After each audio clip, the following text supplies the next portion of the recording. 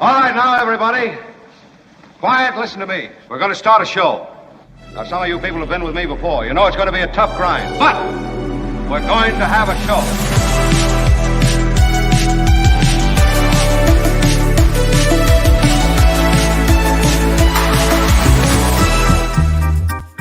I am here, my last few days for the month. I'm excited to be here, and I would have been on time. I was early, actually.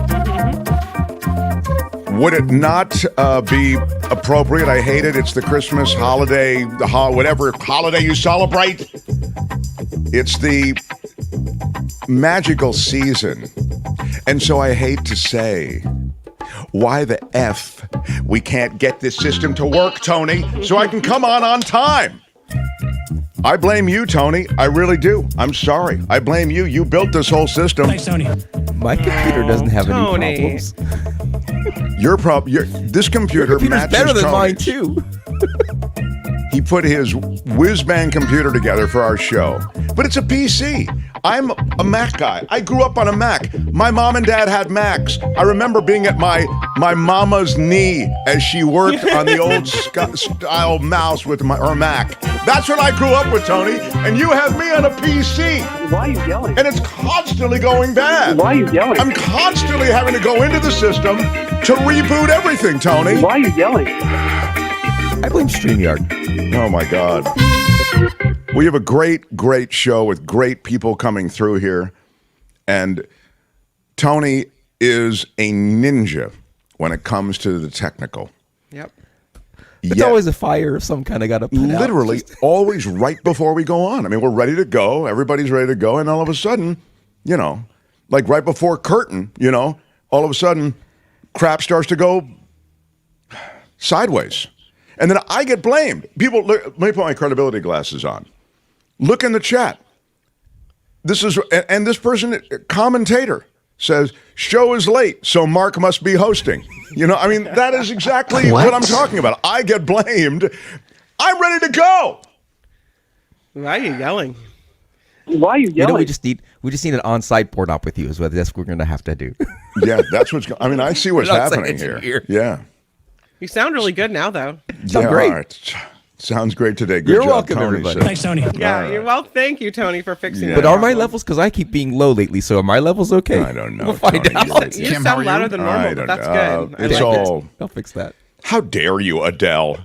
This is boring. How dare you? Who is Adele? Adele, I want a yellow card on Adele. No. She can have an opinion. She just can't be a jerk about it. Oh, that's right. So the new thing is... she doesn't get a yellow card yet. The way on the super chat, Harry says, oh no, you're not PC. I get it. Happy holidays. And here's for your cruise. Yeah, I take a cruise that I don't want to take. I take it in a couple of days, and I turn everything over to Kim, although we're doing a lot of recorded segments with some really interesting people and talking about some very cool things. So it will be really, really great, I think, the rest of December. I'm looking forward to it. And by the way, today, let me just get to it. My favorite Britisher is in, Anthony Davis. Mm-hmm. He, of the 5 Minute News, of MeidasTouch. He's got, just great takes on politics and the world. We'll talk to him in a minute. Taylor Williamson, comedian. You know him from America's Got Talent. He will be here beginning of the next hour. Courtney, my other half, we do true crime, bottom of the hour, and we've rebranded that show.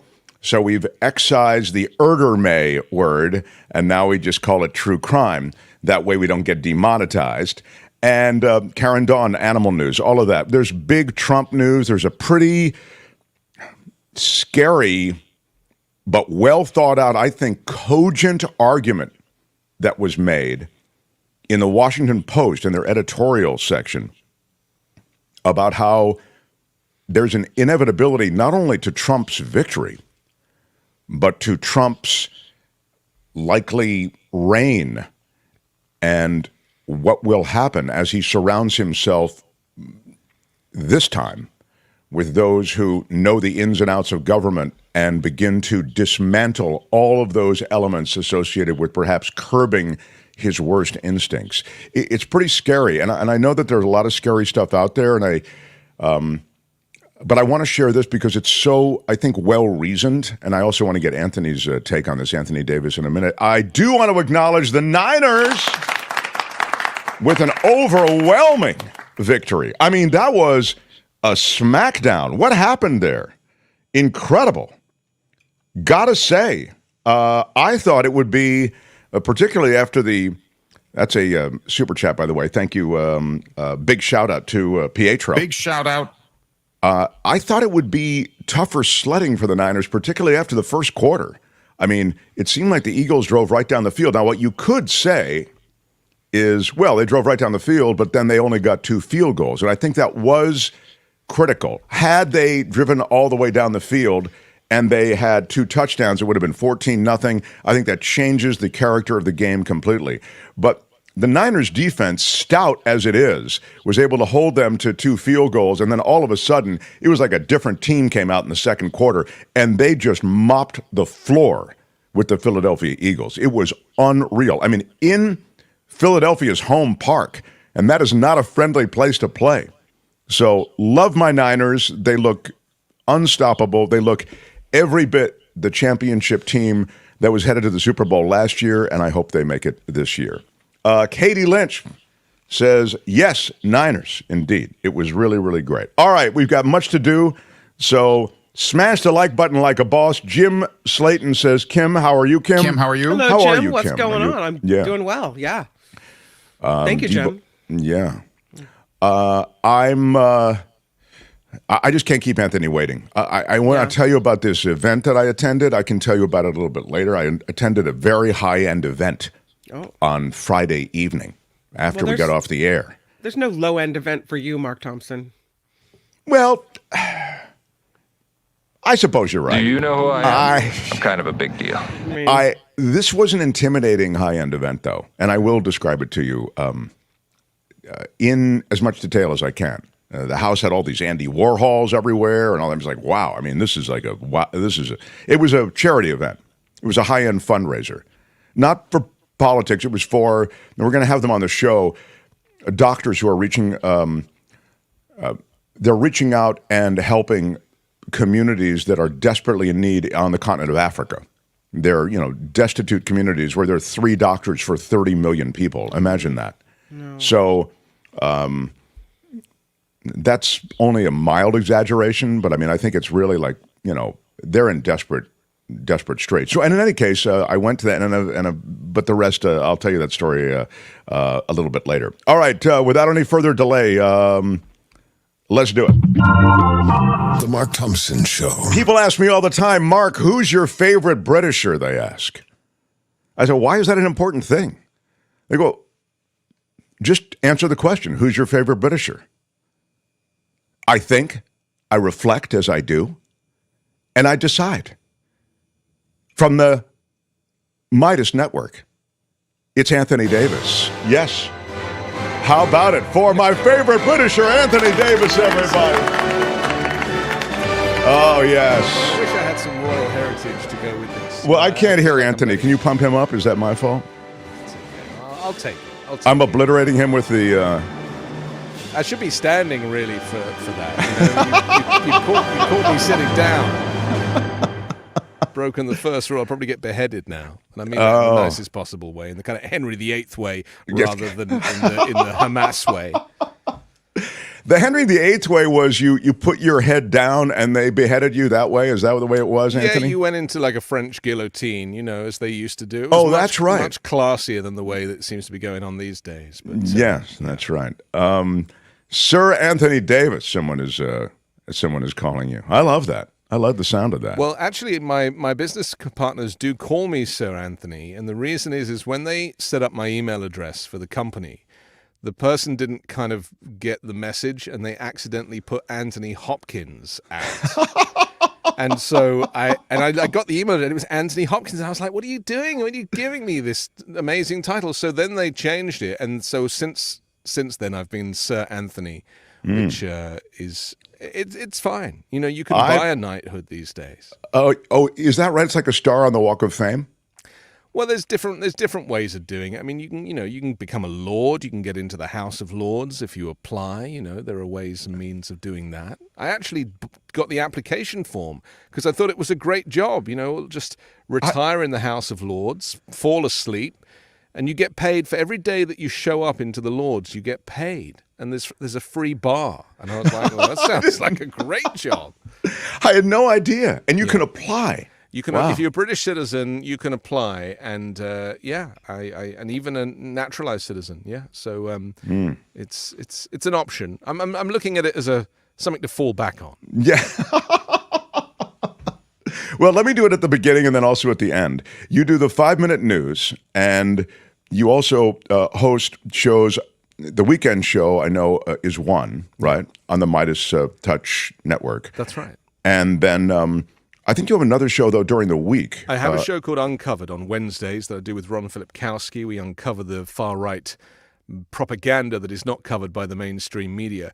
And they still don't get it. I was watching Liz Cheney. There's a viral video going around of Liz Cheney on NBC, I think. And the interviewer is going, so are you seriously saying that if Donald Trump wins, that, we could lose our democracy? Like, this is a question you should have been asking 7 years ago. Like, why is it taking them so long? And she's like, yes, this is what I'm trying to tell you. Why are people in this country, Mark, just so chill about this? No, it's true. I actually thank you because I saw on your Twitter feed, and I think I may have retweeted it, that very same thing. Tony, I think I sent it to you, right? The piece from the Today Show. This is really true what Anthony's saying, this notion somehow that these interviewers seem so perplexed and overwhelmed by the notion that Donald Trump would not, it's like, dude, he already did it. I mean, he already tried to cling to power and overturn the democracy. You don't think he would try part deux? Go ahead, play a little bit of it, please, Tony. Un-American, including here in the United States. So it's a very dangerous moment, and it's a moment for people to understand that cannot be the path that we go down as a country. Just yesterday in an interview, you said fundamentally there's a choice to be made. You can't be both for Donald Trump and for the Constitution. You have to choose. Yeah. A vote for Donald Trump is unconstitutional, anti-American. Well, he won't support and uphold the Constitution. We've already seen what happened. He is the only president in American history who attempted to overturn an election, who attempted to seize power, to stay in power after he had lost. And the reason that we didn't have a much more serious crisis was because there were people around him who stopped him, because there were people around the country, state officials, for example, who stopped him, who did not yield to the pressure that he put on them to change votes from Biden to Trump. We won't have that safeguard again. And he's so dangerous. If you have a president who is unwilling to abide by the rulings of the courts, who's unwilling to uphold the Constitution, then there are no guardrails who can stop him. You've said we're sort of sleepwalking into dictatorship in the United States. Dictatorship. Is that what we would have if we reelect Donald Trump?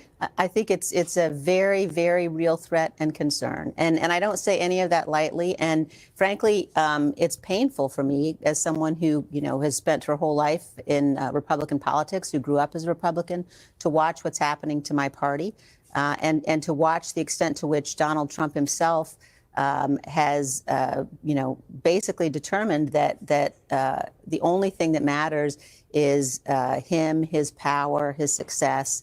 And that is not somebody you can entrust with the power of the presidency. It seems crazy to ask this and even crazier to fathom it. But do you believe if Donald Trump were elected next year that he would try to stay in office beyond a second term? That he would never leave office? There's no question.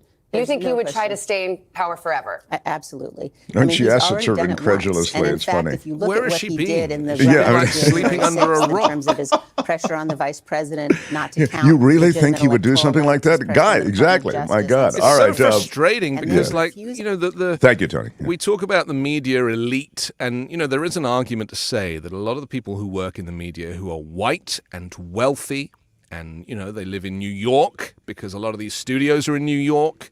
And how do you afford to live in New York? Even if you're a young journalist and it's your first job, you're still having to use your dad's money to pay for the apartment that you're renting. So this is the media elite. It is people who like the status quo as it is. They want to be able to keep hold of their jobs. And so they just they don't want things to change, and they don't seem to understand that democracy is more important than their own white privilege. And I do get very concerned about this, because the media is not doing its job right now. It is there for a reason, to hold government to account, to hold people in public office to account. It's not doing it. I mean, look, politicians never even get interviewed on the media. It's like it's part of the democracy is the media interviewing and questioning politicians. It barely happens. The Republicans will go on Fox or right-wing channels and get softball questions, and the Democrats, they don't need to get interviewed necessarily, because nobody seems to have much of a problem with what they're doing, and that is wrong as well. So, yeah, we are sleepwalking into a dictatorship. There is a piece, and I wanted to get your take from the Washington Post. It's a lengthy piece. A Trump dictatorship is increasingly inevitable. We should stop pretending. And the piece begins with, let's stop the wishful thinking and face the stark reality. There's a clear path to dictatorship in the United States. It's getting shorter every day. Yeah. In 13 weeks, Donald Trump will have locked up the Republican nomination. The poll averages to Real Politics, of course, 47 points ahead of his nearest competitor, Trump, right? And it goes on for many months now. We've been living in a world of self-delusion, rich with imagined possibilities. Maybe it'll be Ron DeSantis, maybe Nikki Haley, maybe the myriad indictments of Trump will doom him with Republican suburbanites. Such hopeful speculation has allowed us to drift along passively, conducting business as usual, taking no dramatic action to change course in the hope and expectation that something will happen. Like people on a riverboat, we have long known there's a waterfall ahead, but assume we will somehow find our way to shore before we go over the edge. But now, the actions required to get us to shore are looking harder and harder, if not downright impossible. This is a bit of what you're saying. The sleepwalking, the notion somehow that eventually these encumbrances, these legal encumbrances that affect Trump, the fact that he doesn't have any institutional money, the Koch brothers backing Nikki Haley, et cetera, somehow these will weigh him down and his candidacy won't be viable. This goes on to say, no, it's a done deal. He will be the candidate. Everybody thinks it's somebody else's job to make sure that this works out okay for democracy. And it's a little bit like when you pull over and you've got your partner in the car and you ask for directions, in the olden days before we had our phones strapped to the windscreen. Excuse me, could you tell me the way? Oh, sure. You go left, right, left at the end, and then you drive on and you go, well, they go, well, I thought you were listening. Well, I thought you were listening. That's what's happening with America right now. We are relying on the person sitting adjacent to us to be listening and doing something about it. And no one is doing that. And here's the crux of this, Mark. The MAGA Republicans don't want democracy. They don't care for it. They don't really know what it is. And consequently, it's a pointless conversation. It's become a kind of oxymoronic conversation, because they don't care for democracy, and they will argue with you. We're not a democracy. We're a constitutional republic. They care nothing for democracy. They think the word sounds a bit like Democrat, and therefore it must be exclusive to Democrats, so they don't want any part of it. And so do the media. The media want the dictatorship because their viewing figures will go through the roof. And so military parades and King Trump and all this stuff, it's box office. So this is the dystopia. I hear you, and in a way that argument lands, but let me push back with you a little bit on what the media wants. Sure. I agree. The media is MIA. The media is not pushing back in any sort of substantial way when it comes to these conversations around this. But the media has a lot to lose also, Anthony Davis, with a Trump dictatorship. And I'll continue. It really will be a dictatorship. And I'm talking about, and it's a creeping kind of dictatorship. I think Americans think of old black and white footage of soldiers walking through the streets. That's not the kind of authoritarianism that would take over. It would be a complete capture of the courts. So Trump could literally go after an MSNBC or a CNN, et cetera. So the media has a lot to lose in that way, Anthony. I don't know that the media wants a a dictatorship. I get that we want Trump in the media because it's good for clicks and it's good for eyeballs and it's good for business. But a dictatorship, just like media wants a horse race in the elections, right? They always try to talk about Nikki Haley, et cetera, because a horse race is good. But they stand a lot to lose a lot, don't you think? I agree, they do, but they also have wealth. And, you know, in America, if you are wealthy, you can fight it. You can pay for your lawyers. You can pay your way out of a situation, which is the way Donald Trump has operated his whole life. And so they feel ring-fenced. It's average people who don't have the money. It's marginalized people. It's minority groups. I mean, look at the Voting Rights Act that got adjusted again last week, where suddenly individuals are not able to sue for their rights. I mean, this is now, it's so serious, and yet people are carrying on like it's just another election, and it really isn't. This one is way more important than the last one, and the Democrats made a mistake in not replacing their candidate. You know, they saw Joe Biden do it once, and he did a great job, and to all intents and purposes, he has been a monumental president. CHIPS Act, the infrastructure bill, the student loan forgiveness, insulin capping, bipartisan work that couldn't have been done by any other president. Some real good stuff. Inflation is coming down. You know, I got some of the best Black Friday deals ever. You know, it is becoming more affordable, but people are frustrated because they don't have the time to analyze it, and they'd rather have Trump than Biden because Biden stutters. I mean, this whole election could come down to Joe Biden's stutter. That's what's so tragic about this. I mean, we're so Americans physical. don't vote. Yeah, America, exactly. We're superficial. I mean, it truly is that. Look at how Fox News would go days about whether somebody was wearing one of those American flag pins, or whether Obama was wearing the wrong colored suit. I mean, we are superficial by nature, but yeah, people vote with their gut. And you're right. It's ridiculous, but it's because Biden speaks in that soft-spoken, stuttery way and both these guys, and I was going to do this tomorrow, there's chapter and verse on Trump having lost a lot of steps. He's not all there either. So, but he's, at least Biden, I'd suggest, is surrounded by competent people. The people and around young Trump. people and diverse people and people who are energized. You know, the cabinet is the youngest, most diverse ever. We should be talking about that. Biden should be offering these people up more. You know, there should be more press conferences. I fear that Biden, is resting on his laurels because he trusts that the American people care enough about their democracy. And he might be right. And I do have faith in the American people. Look, Donald Trump hasn't won anything since 2016. And he only won in 2016 because the election had help, right? We had Russia, the Kremlin, Cambridge Analytica, all of this ancillary support, aside from the fact that a lot of people back then didn't realize that Trump was the fascist that he turned out to be. I mean, those of us who write and read about it, we knew, but a lot of people didn't know. And they know this time. They now know what he is capable of. And I don't think that independent voters or Republicans who call themselves social liberal but fiscal conservatives, I don't think those people will vote for a second Trump presidency. Interesting. Ancillary, as he says, or ancillary, I will ding. It's a ding word. Trump not contained, this article goes on, by the courts or the rule of law. By the way, Anthony Davis, just in reference to the courts, I'm against televising the Trump trial. We've had other senior correspondents on from major networks who said, no, we want the Americans need to see it, the transparency, et cetera. Trump will grandstand. Trump will use the cameras. It is a bad thing to televise. I mean, first of all, it's not permitted in the federal court, but also it's just something that Trump will seize and use. The whole thing will be like a stump speech. Don't you agree?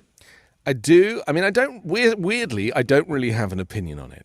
I think you should do whatever the law says, and if the law says federal court, no cameras, then it should be no cameras. Ultimately, Donald Trump is going to come out at the end of every day, as he did in the last few weeks, and shout across an echoey hallway so you can barely hear him and rewrite history, which is what he's done. You know, he was coming out. This is with the current case going on with Letitia James, and he's basically coming out and going, "Yep, we had a great day. We had a great day." And it's like, what are you talking about? You already lost. You know, they already ruled that case. He is a con man and a grifter, and he will just continue to the bitter end. And then if anybody thinks that he will temper, or he will some way, you know, kind of change, no, he is fighting this all the way to a prison cell, and you know, he could even be in prison and win the election. So I am scared because I'm an immigrant, you know. I'm an immigrant. He may go after those. Absolutely. Those of you who got here, you know. Absolutely. Even the legal immigrants they're talking about, you know, doing something with, especially those of us who criticize him in a public forum. Trump's power comes from his following, not from the institutions of American government. This goes on. And his devoted voters love him precisely because he does cross the line and ignore the old boundaries. They feel empowered by it. And that in turn empowers him. Even before the trials begin, he is toying with the judges, forcing them to try to muzzle him, defying their orders. He's a bit like King Kong testing the chains on his arms, sensing that he can break free whenever he chooses.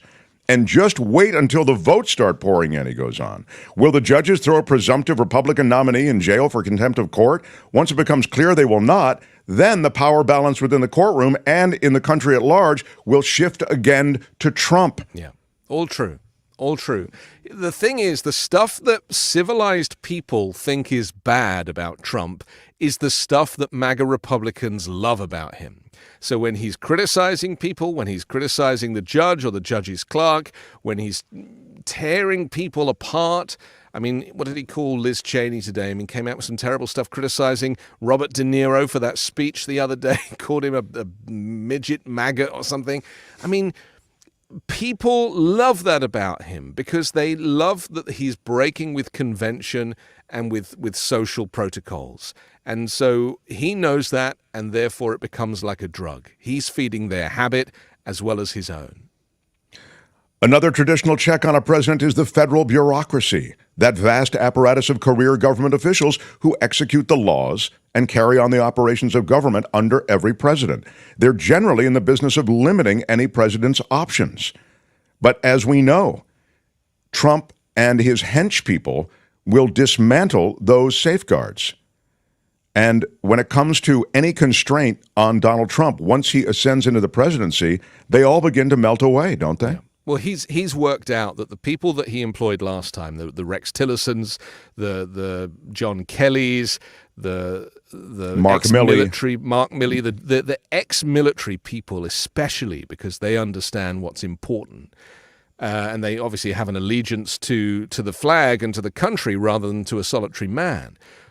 But he's now worked out that those kind of people are not going to work for him. So the kind of people he's going to bring in will be the Steve Bannons and the Roger Stones and these characters who, you know, where they aren't the full ticket, where they only care about Trump and they care about this movement. And like I say, read Project 2025. It's already been published. It's 900 pages of a manifesto for a Christian, fanatic, far-right Christian nationalist movement taking over the government. And it's not about moderate Christianity. I'm not criticizing Christians. I'm talking about people like Mike Johnson, the new Speaker of the House, who wants to control women and who hates the LGBTQ plus community and believes in gay conversion therapy and everything else. It is not normal. And that is what they want for America. And the rest of the world moved on about 50 years ago, and the U.S. will be left behind. And Trump himself is all about persecuting his enemies, real and perceived enemies, about revenge. Retribution. Yeah. He's going to go for it because he can, you know, and pardoning himself is his other thing. I mean, arguably, he only wants to be the president so he can get out of jail, you know, and he will do that. He will use every loophole and trick in the book. And this is why my colleagues, many of them are lawyers, they all trust that the legal system will hold and Trump won't even get as far as the ballot. And I'm like, you are kidding me, aren't you? He is going all the way. Plus, and this is something that's important, even if he doesn't stand a chance of winning, I want to work for the next year on the assumption that he does, because complacency we will regret. And you know, you could say that with Hillary Clinton, look, I'm not even a Democrat. I'm a pro-democracy person. I grew up as a conservative. My parents were conservatives, but I believe vehemently in pro-democracy. And how easy it is to lose it. It is just a concept. It is just an idea. It just relies on everybody joining in. That's what democracy is. And America, you know, I could read and write books on American exceptionalism. I fear that the exceptionalism of some Americans is the reason why it could lose its democracy. Because it's like, can't happen to us. We're America. Yes, the implicit notion of American exceptionalism is exactly right. Yeah. I couldn't agree more. We want to see more of you. I'll talk to you off the air about you being a regular visitor. We love your takes, and I'd love to exploit you regularly. And Others you are. have. I'll remind everyone, you can find Anthony Davis on the MeidasTouch Network, and also the 5-minute newscast, which is a daily offering, and his weekend show, The Weekend Show. So there it is. He's the creator of 5-Minute News and the MeidasTouch host across their network. And my favorite Britisher, you know, let's not forget that. Anthony, thank you. Happy holidays, and we'll see you again, I hope, though, before the new year. You too, Mark. Happy holidays. Play the national anthem again. Yes, how about it, everybody? Everybody on your feet. How dare you? Americans, too. Up, everybody up. Wow. Yeah. Oh, yes. The great Anthony Davis, my favorite Britisher. Yes, love him. It warms my heart, warms my heart. The Mark Thompson Show. How great is he? We're going to get him in more. Yeah, he's just terrific. Thank you for all your comments. I see many of you. I think a lot of the stuff was covered, but if there's anything else I need to attend to, we'll do it in minutes ahead, because we've got a lot to do. Kim, anything on your end before we get to your newscast? I got a news capsule and then true crime. Yeah. I thought Anthony Davis was great. Mm-hmm. Yeah, he really was. Yeah. So that means you'll smash the like button? Smashed it with your iron rod. You know, I'll consider it. Yeah. Smash that like button, Kim. That's how in YouTube and algorithmic whatever, they begin to... I don't know why it happens. Why is do you know, Courtney, why is the like button so important? Do you know, honey? Because then it's data collection. I see. That's data it. collection. Selling ads, sure. Serving you more content, keeping you on the sites or the apps longer. What's the problem, Tony? Courtney money. is not loud enough or something? What is the problem, Tony? Uh-oh. I haven't even started. I know. She sounds great. Okay, I just want to make Tony looks like he's about to say something. There's a slight echo, but it might be nothing. Always something with Tony. God, I just don't get Why it. can't I sound like Anthony Davis? Yeah, He's got he a sounds great so accent. good. I know. That's a great British accent. first. Jeez. Yes. There is a certain... It's really humbling to follow him. certain refined quality to Tony, the King's English. Can't you invent the app that makes us all sound British? I think it already does. You can use the AI voice stuff, actually. Can you? Yeah. You can like speak a foreign language now. It's just like if you load it in correctly and it'll just give it a sample, then it'll do your voice saying whatever. Oh, that's kind of cool. That's kind of Oh, it's already there. Yeah. You see the latest AI stuff? You just give it a picture and tell it a dance move to do, and it'll animate like it'll look real. Oh, wow. Wow. It's getting there. That's scary. It's getting there. That's scary. Yeah. All right, smash the like button, Kim's News, and then we've rebranded your segment. I know. So now it's True Crime Monday. Or True Monday. Crime Corner. No, True Crime Corner. Sorry, yeah. True What Crime are you, Corner. new? I don't know, my own rebranding. All right. Nobody puts Courtney in a corner. Yeah. Mark Thompson Show. The Mark Thompson Show. Mm-hmm.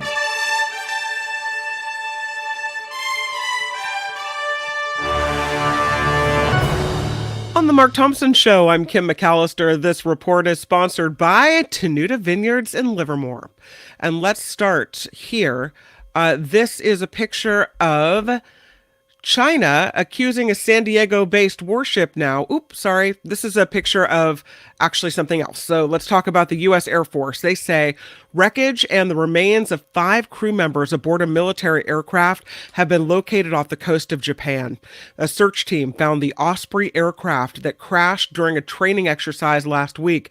This discovery comes after the body of one victim was recovered and identified as Staff Sergeant Jacob Gallagher of Massachusetts on Saturday. Now let's move to China, because there's some disputed waters and there's a ship in this area. It's become an international incident. China accusing a San Diego-based warship of trespassing. China's Southern Theater Command sent out a statement. It says the USS Gabrielle Giffords illegally broke into the waters adjacent to the Renai Reef in China's Nansha Islands without the approval of the Chinese government. The U.S. Navy disagrees. Commander Megan Green telling the San Diego Union Tribune the ship was conducting routine operations in international waters in the South China Sea, consistent with international law. But again, these waters are disputed.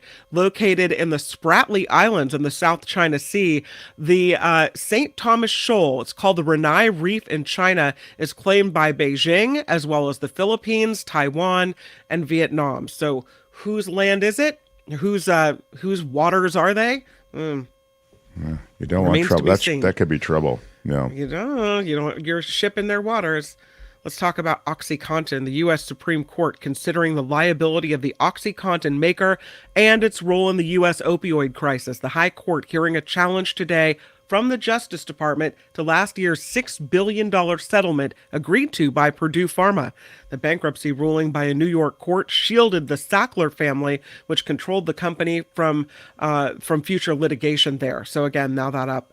We're going to talk to David Katz about this week. And by the way, he's going to be on a Wednesday this week instead of Thursday because he's traveling on Thursdays. But anyway, we're going to mention this Supreme Court case. Big doings at Nancy Pelosi's house. Anti-war protesters converged on the House Speaker's, the former House Speaker's home, calling for her to support a ceasefire in the war between Israel and Hamas. Dozens of Code Pink demonstrators rallied outside of her San Francisco home, calling on her to heed the voices of her constituents and demand an immediate ceasefire in this conflict.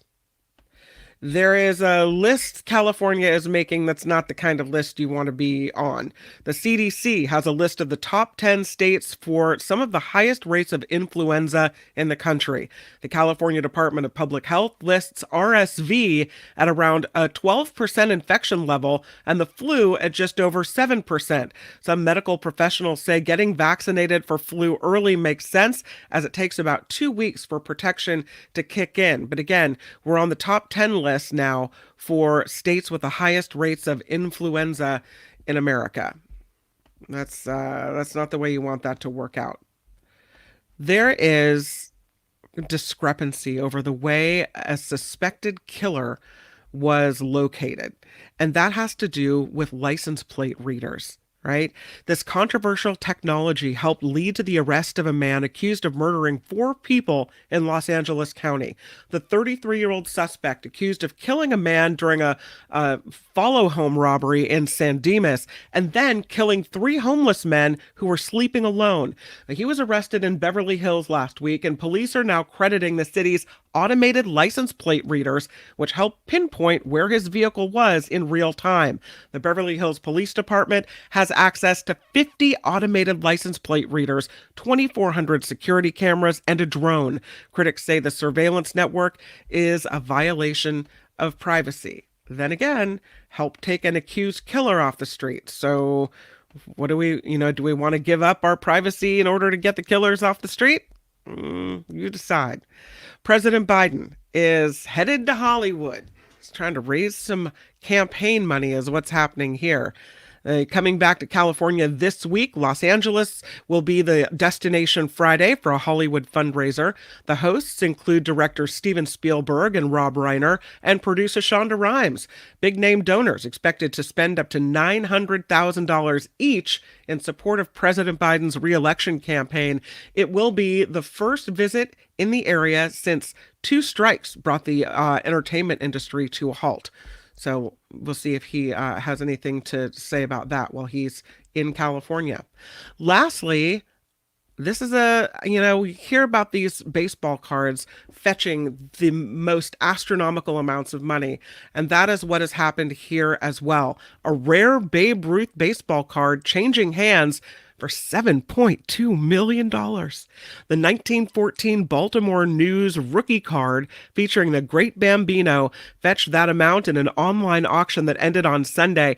It is the most expensive Babe Ruth item in history and the third highest price ever paid for a sports card. The 1914 Babe Ruth, pictured here. Man. This report, sponsored by Tenuta Vineyards.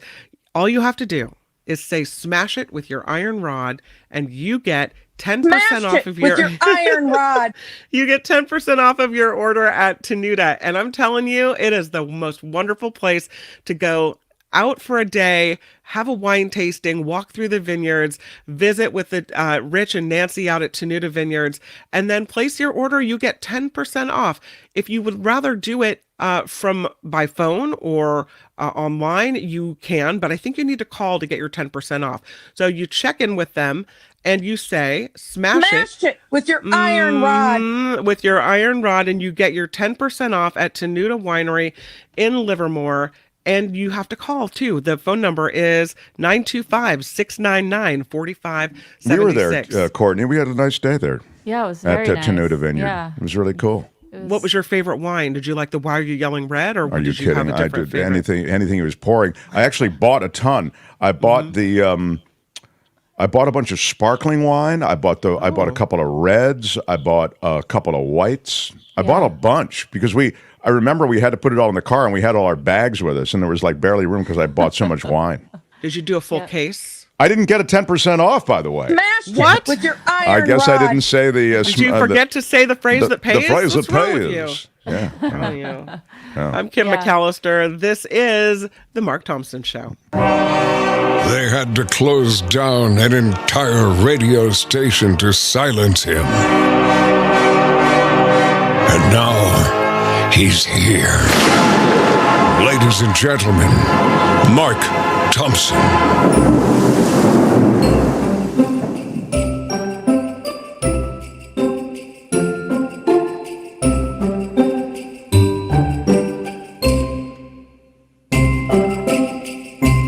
The Mark Thompson Show.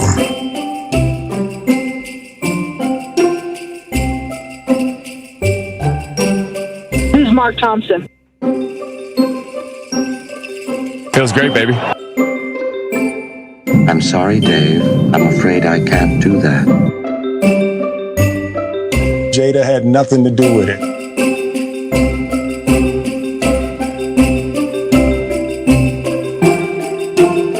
Envy wonton killing. I don't know what a wonton killing is. I'm gonna have to look that one up.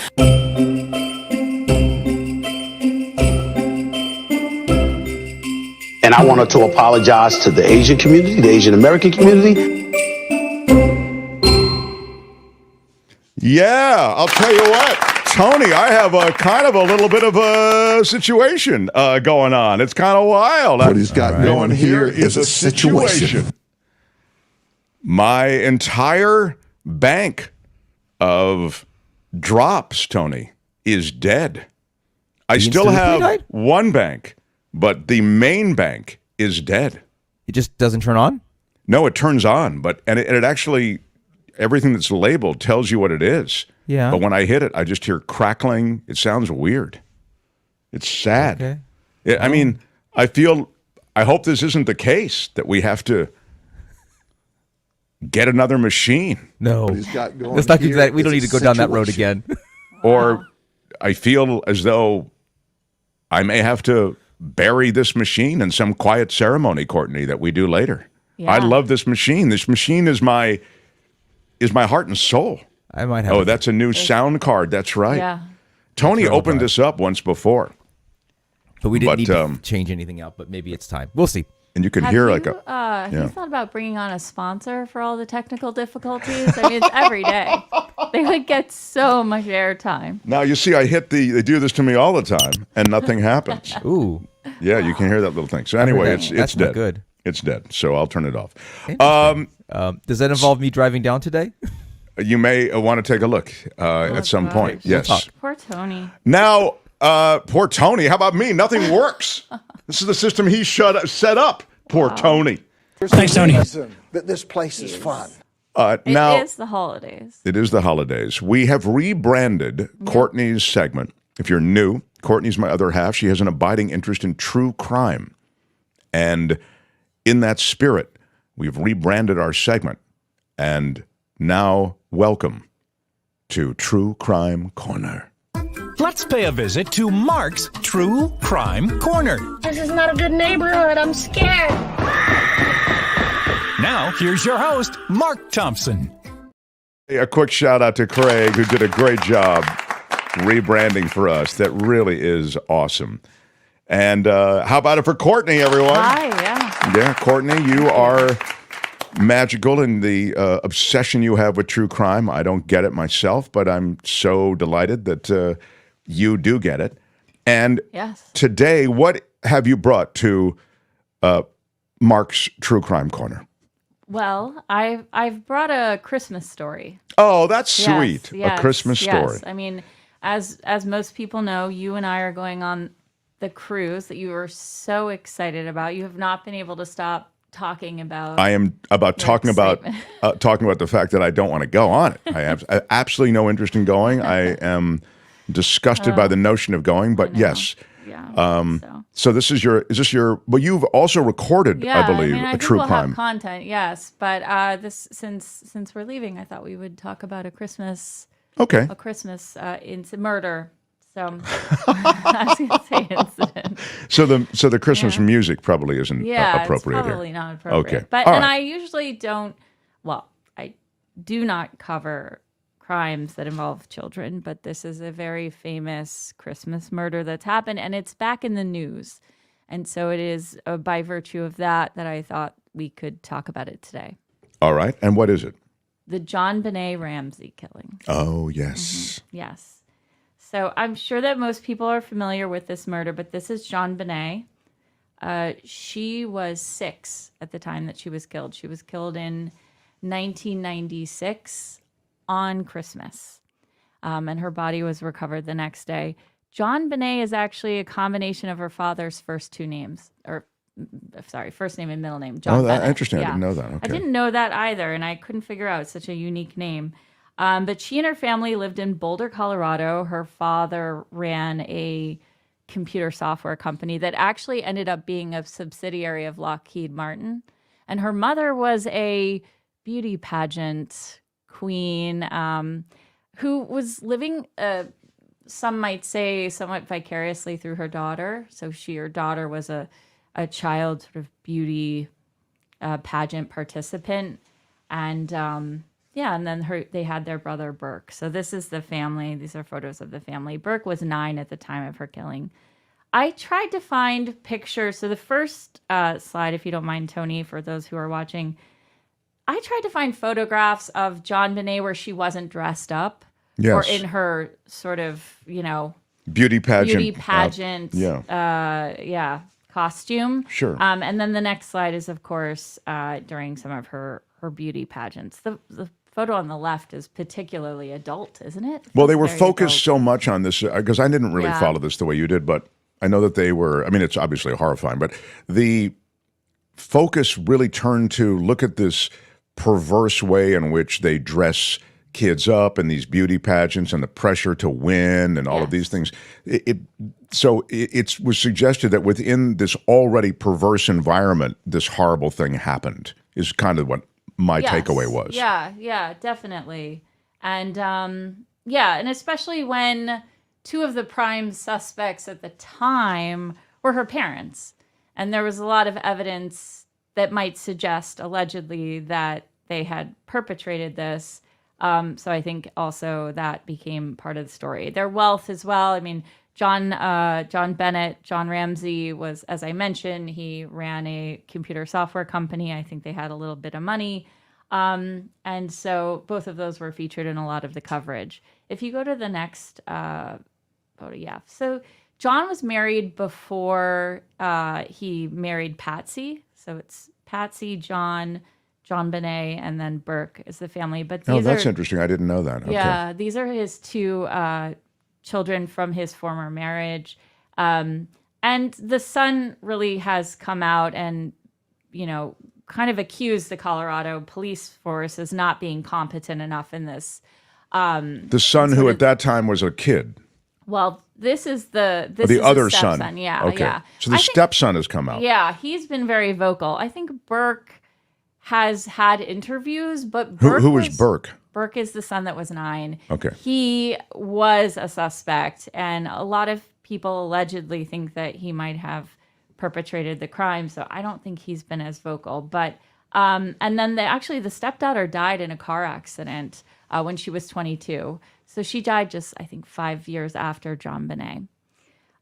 So if you go to the next slide, John, thank you. These are some other weird pictures that I found of the family. Wow, I've never seen any of these.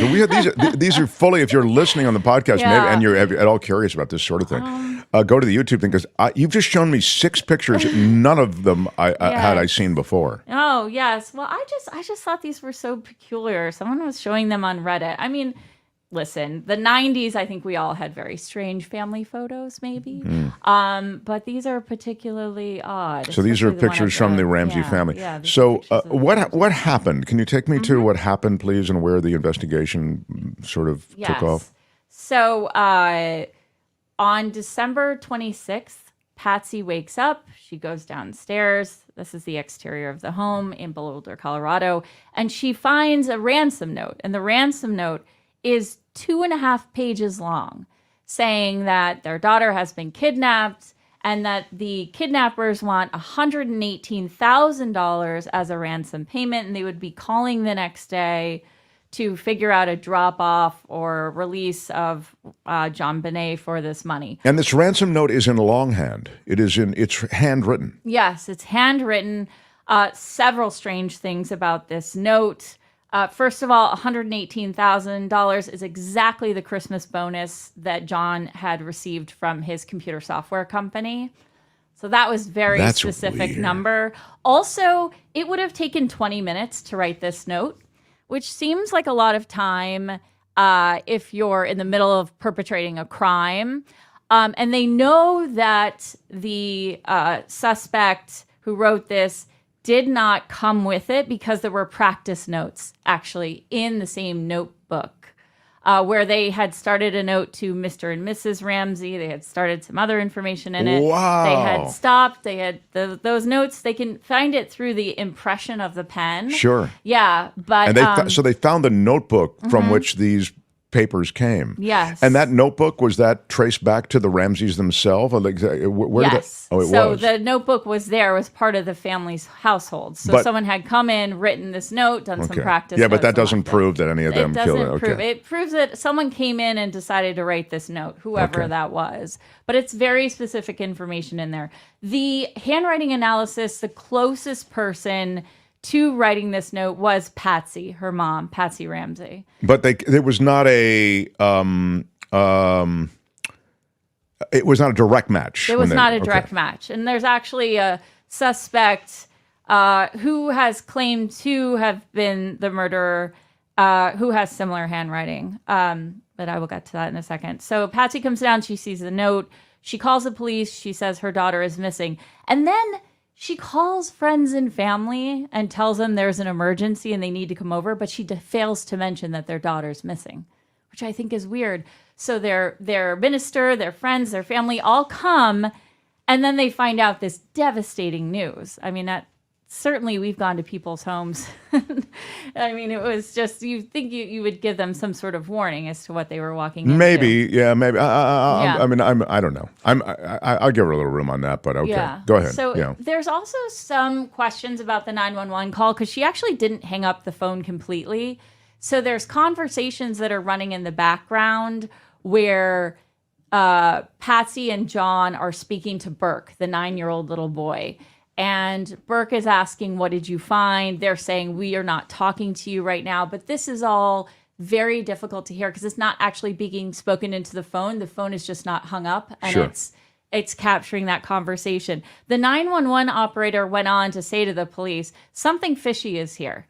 this is not a normal call. There was conversation in the background when they failed to hang up. So she was suspicious of the family at that time. So I remember hearing that a little bit of that call. They try to sort of piece that into the entire thing. So go ahead. Exactly. Sorry. So the police come, 2 officers report to the house based on that call. If you go down, sorry, Tony, for those that are watching, yeah. So everybody's sort of congregated. They're actually waiting for the person who wrote the note to call to figure out the drop off of this money or coordinate whatever they're going to do, but no phone call ever comes in. And then at about 1 o'clock in the afternoon, John Ramsey goes downstairs to the basement of the home and he discovers John Bonet's body in a wine cellar. She has been strangled and she has some sort of contusion or some trauma to her skull, which they believe was perpetrated with potentially a flashlight or some other like larger object. And then there was like a ligature around her neck. So she was in the wine cellar. It's interesting because police had actually gone into the wine cellar and they had not seen the body, but the light was off. And then her father went in, saw the body, but the light was still off. And then he turned the light on. Now he's saying, I know my house very well. I saw that there was a body there. I saw that there was something there. And so I was suspicious of what that was. And this is the room in which they unfortunately found this poor little girl's deceased body. There was a window actually in this room, and that window was slightly open. I believe they recovered some DNA from that, but nothing matched the family. And there was a palm print on one of the doors in and around this room. But again, that was not traceable to anybody in the family. Wow. Yes. So the case remains unsolved.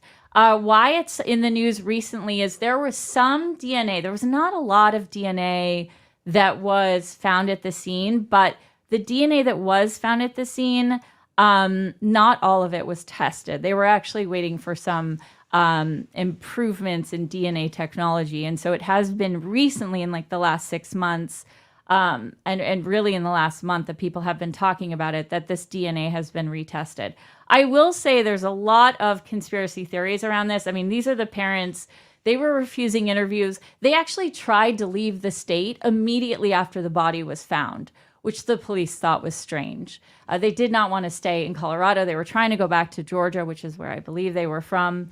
And one of the investigators left the case and left the police force in Colorado because he thought that there was such a conspiracy of the influence of wealth and power on behalf of John to sort of not have people pursue the case. And the DA, a grand jury indicted the parents, and the DA decided not to go forward with the case. And so people thought that was weird as well, that you would go through, have a grand jury look at the case and then not pursue a trial. So, yeah. But there was trying.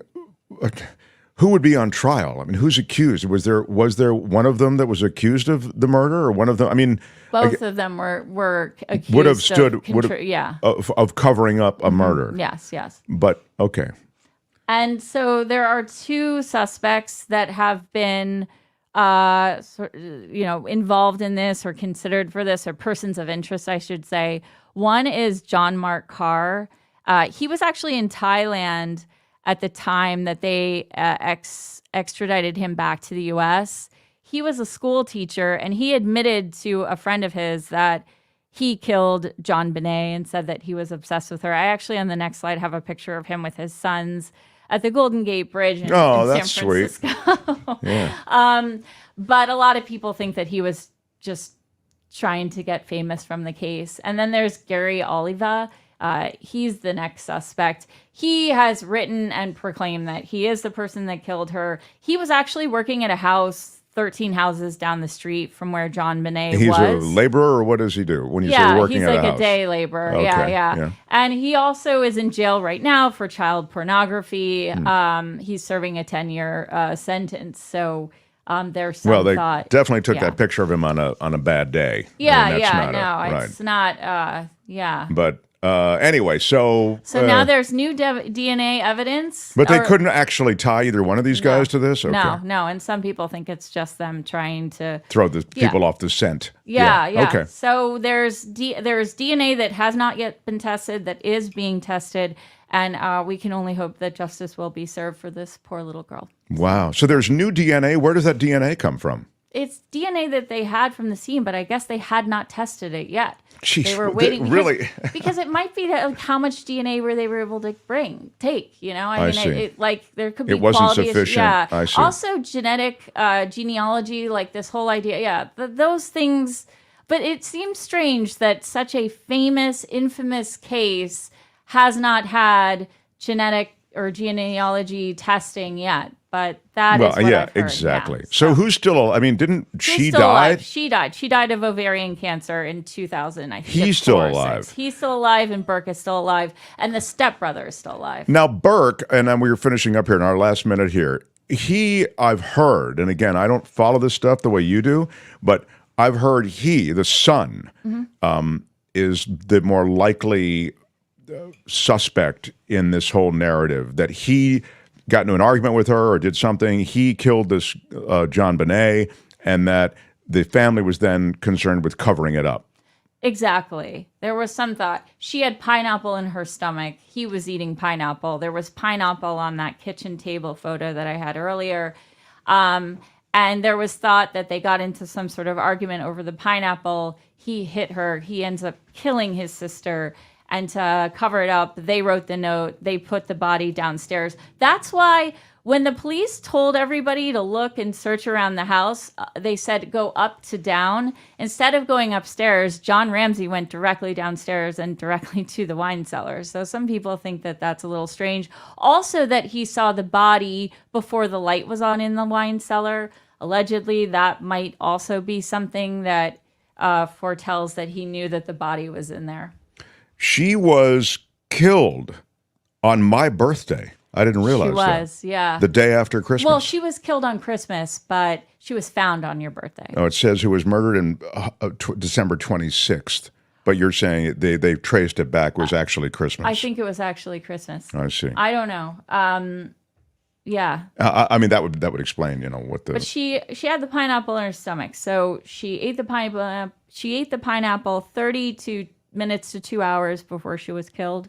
Wow. I think they had come back from a Christmas party that evening, so during that time frame. Now, what's weird about the pineapple is only Patsy and only Burke's fingerprints were on the bowl of the pineapple. And it looks very much like a child had put together this snack. It was actually pineapple and milk. I think it was one of the favorites of the kids. Huh. And so I don't know. I don't know if we'll ever know. It's hard to believe that a 9-year-old had the strength to kill the sister, said Mario. Yeah, it's interesting. I mean, there are a lot of cross currents here, and as you say, I don't know that we'll ever really know, but it seems as though there's that. Boy, always weird and tough to believe that that sweet crew and those sweet people could be involved in something like this. Courtney, you've done an excellent job of bringing it to life again, if you'll pardon the expression. I didn't know the details. I knew some of them, broad strokes. Gave me a lot of details today. Feel very satisfied. I do. I really do. I know. I know this is not how we want to look at the holidays or reflect back on the holidays. It's not a very holiday-ish thing. Someone did this to spoil our Christmas. Exactly. I mean, it is Christmas spoiler material. But I think you're far enough away from Christmas Day right now that you're okay. And hopefully true crime implies this is not, it's not supposed to, it's not like celebratory. No, of course not. No, we mourn and are troubled by. Yeah. But nonetheless, we report. Mm-hmm. All right. Courtney, everyone. Thank you, Courtney. That's Mark's True Crime Corner for today. True Crime Corner, only on the Mark Thompson Show. Mm-hmm. Kim, I am making an executive decision here, that we are going to pivot from true crime to brilliant comedy. But before I do, Taylor Williamson, you know him from the America's Got Talent. He's very funny, and he's charming and lovely and just a great guy also, which matters to me. You know, Kim, a lot of performers can be, you know, after you've been on national TV and you've been soaked in public adulation. You have a big head. Yeah, thank you. That hasn't happened to Taylor Williamson. And he's playing the Punchline in San Francisco. That's why I hope that a lot of people will come out and see him. Coming up, he's got dates coming up this week. But anyway, I've been made aware, Kim, of something that happened during the last segment. I'm sorry, Taylor Williamson, you're waiting in the green room, and I'm sorry that you have to. Maybe, you know, should I bring Taylor on for this conversation? I feel like I should. All right. Taylor Williamson, he is, you know him from America's Got Talent. He's very fun. He's got dates coming up now. I'll mention them, and I'll mention them again probably a couple times during our conversation. Punchline in San Francisco, the 6th through the 9th. A new comedy special being released on YouTube on December 6th. Look at you, Taylor Williamson. Why can't I hear Taylor, Tony? Is there a reason that I can't hear Taylor? He's muted. Just got to unmute. And you have to unmute. You see it down there at the bottom? It'll say mute. You just unmute. How is unmute? Is it working? Thank you very much. There you go. Yeah. You guys, can I tell you something? To answer your question, I'm trying to be cool like you, Mark Thompson. That's what's happening. I see. Okay. Can I tell you how flattered I am? Like you can I tell everybody he asked me to be on his show? Like normally I have to be like, can I be on your show, please? But he's like, would you like? It means the world to me. Like I admire you so much, and Kim, you were wonderful too. Let's not forget. Oh, that's so sweet. It was more. It was more powerful before you threw Kim in there. But okay, it was strong. It was strong still. Well, if I say I grew up watching Kim, it's creepy, you know. Yeah, I was like in her living room, like under her couch or something. You know? Yeah, it's all true. Why does I feel like his mic? You sound fine. I can hear you, but I feel like his mic is not selected. Is that what's going on there, Tony? Because he's got like this big microphone in front of him. But I'm hearing him on his computer. Yeah, I think it's pulling from your webcam. It's pulling from your webcam. Can I tell you? Can I tell you? Let me tell you what happened. Do you want to hear that? The technical difficulties I've been through to get here. I want you to know how special you are. I had to go to my friend's house. I'm on my friend's laptop. There's a lot going on. So that's and we're lucky to have what we have. I thought it was easy. I didn't mean to. Look, I didn't. I wasn't trying to put you into a corner of any kind. So there is no defense for my conduct. Okay, did you hear the first 5 minutes of this show? Let me just first ask what happened in the chat, Kim. I'm glad you're here, Taylor, to see this because this is an ongoing thing. Kim is extremely aggressive when it comes to blocking people. I don't block any. I feel like I don't care. Critical, jerky. I don't care coming into the chat. But came in. They were throwing down all kinds of crap. Wait a minute. When you say all times, what kind of thing were they saying? Oh, stuff about diversity and being America's weakness about being diverse and bad stuff about President Biden. And it wasn't, we weren't bad talking stuff about President Biden, I don't care about. That's fine, but we were not talking about President Biden. So what? So they want to come in? Done in an effort to stir up the pot and to upset the balance of nature in the chat. And so they had to go. Not even a yellow card was thrown. It was just an immediate. So Taylor, what we've done is we have a new thing on the show. We usually do a yellow card. We yellow card people. It was suggested by somebody in our chat, and it's a good idea. And then before we ban them, we don't just go 0 to ban. We yellow card, and then you get red carded. So Kim went right to red card. I escalated quickly. Wow. Yeah. I just think it's wrong. I mean, but all right. Sometimes you got to go. Can I tell you, they were probably a jerk. Right. Oh, you're taking Kim's side already? Thank you. Good day, sir. You know what? I knew I liked you. You know what? They probably did something else terrible in their life, you know? Right. It was the karma wheel swung right around and smacked I'm glad him you're not directly on in the the jury. face. That's right. Most people are at yellow card level already, like by now, you know? It's a distraction that upsets us in the chat, says Wes. All right, well. Who was blocked, and is it a permanent ban, asks Harry. Is it a permanent ban? No, it was a timeout. It was a timeout. Oh, it was a timeout, so that's not it's sort of somewhere between yellow card and red card. But you know what happens when you hit the timeout? It takes all the awful things the person said away. Well, yeah, Vicky in Sausalito, where are you? You say, Vicky in Sausalito says, in Sausalito, Vicky, you're in Sausalito, you can just cross the Golden Gate Bridge and go see Taylor Williamson this weekend at the Punchline. Yeah, you can. Mark, that guy, Kim Cutt, said that white Europeans have invented all good things. Well, isn't that laughable on its face? I mean, come on. Again, it's absurd. It's hateful, I suppose you could say. It's just stupid. I wouldn't ban somebody for saying it. I just it's stupid. But I get it. If you consider it racist or whatever, okay. But it's just, anybody who's lauding the greatness of white Europeans, please. I mean, it's so funny. It's just absurd. Wes with a super sticker for 5. Thank you, Wes. Thanks, Big Wes. shout out Big to you. shout out. All right, so now to Taylor Williamson. First of all, America's Got Talent. I mean, the guy was on America's Got Talent. Big show. And I think as a comedian, it's really hard to do well on America's Got Talent because you're up against all these people who are like gymnasts and magicians and pyrotechnics and all this stuff. And you come out and it's just you, right? Well, as you can tell by these technical difficulties, how do I sound now, by the way? Does this sound better? You sound the same. It's fine, though. Go ahead. I'm so we can hear you fine. Don't worry about it. At least people watching it looks like I'm a professional. I apologize. You deserve better. No, it's fine. I love that I'm just holding a broken microphone talking to you. Yeah, it's absolutely just a prop. It's like the old Tonight Show. Carson or whoever, or Leno, whatever, they had that right there. It didn't even work. Is that true? Yeah, I think it didn't actually work. I don't think Carson's mic was plugged because they had the. I may be wrong about that. I don't know. We'll you would know. Well, can I tell you? So I have no talents besides comedy, and I'm not even that good at that, honestly. But yes. But can I tell you where I have strength as a comedian is like on a show like America's Got Talent is like these people are doing these unbelievable things, like so unbelievable that you just watch and go, oh, all right, But that's Howard Stern, that guy. Well, he was on. There you are on America's Got Talent. Look at you. Now, we can't run it because I'll get demonetized if we run.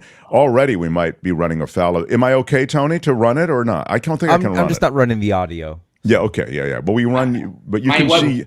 Yeah. My YouTube has all the.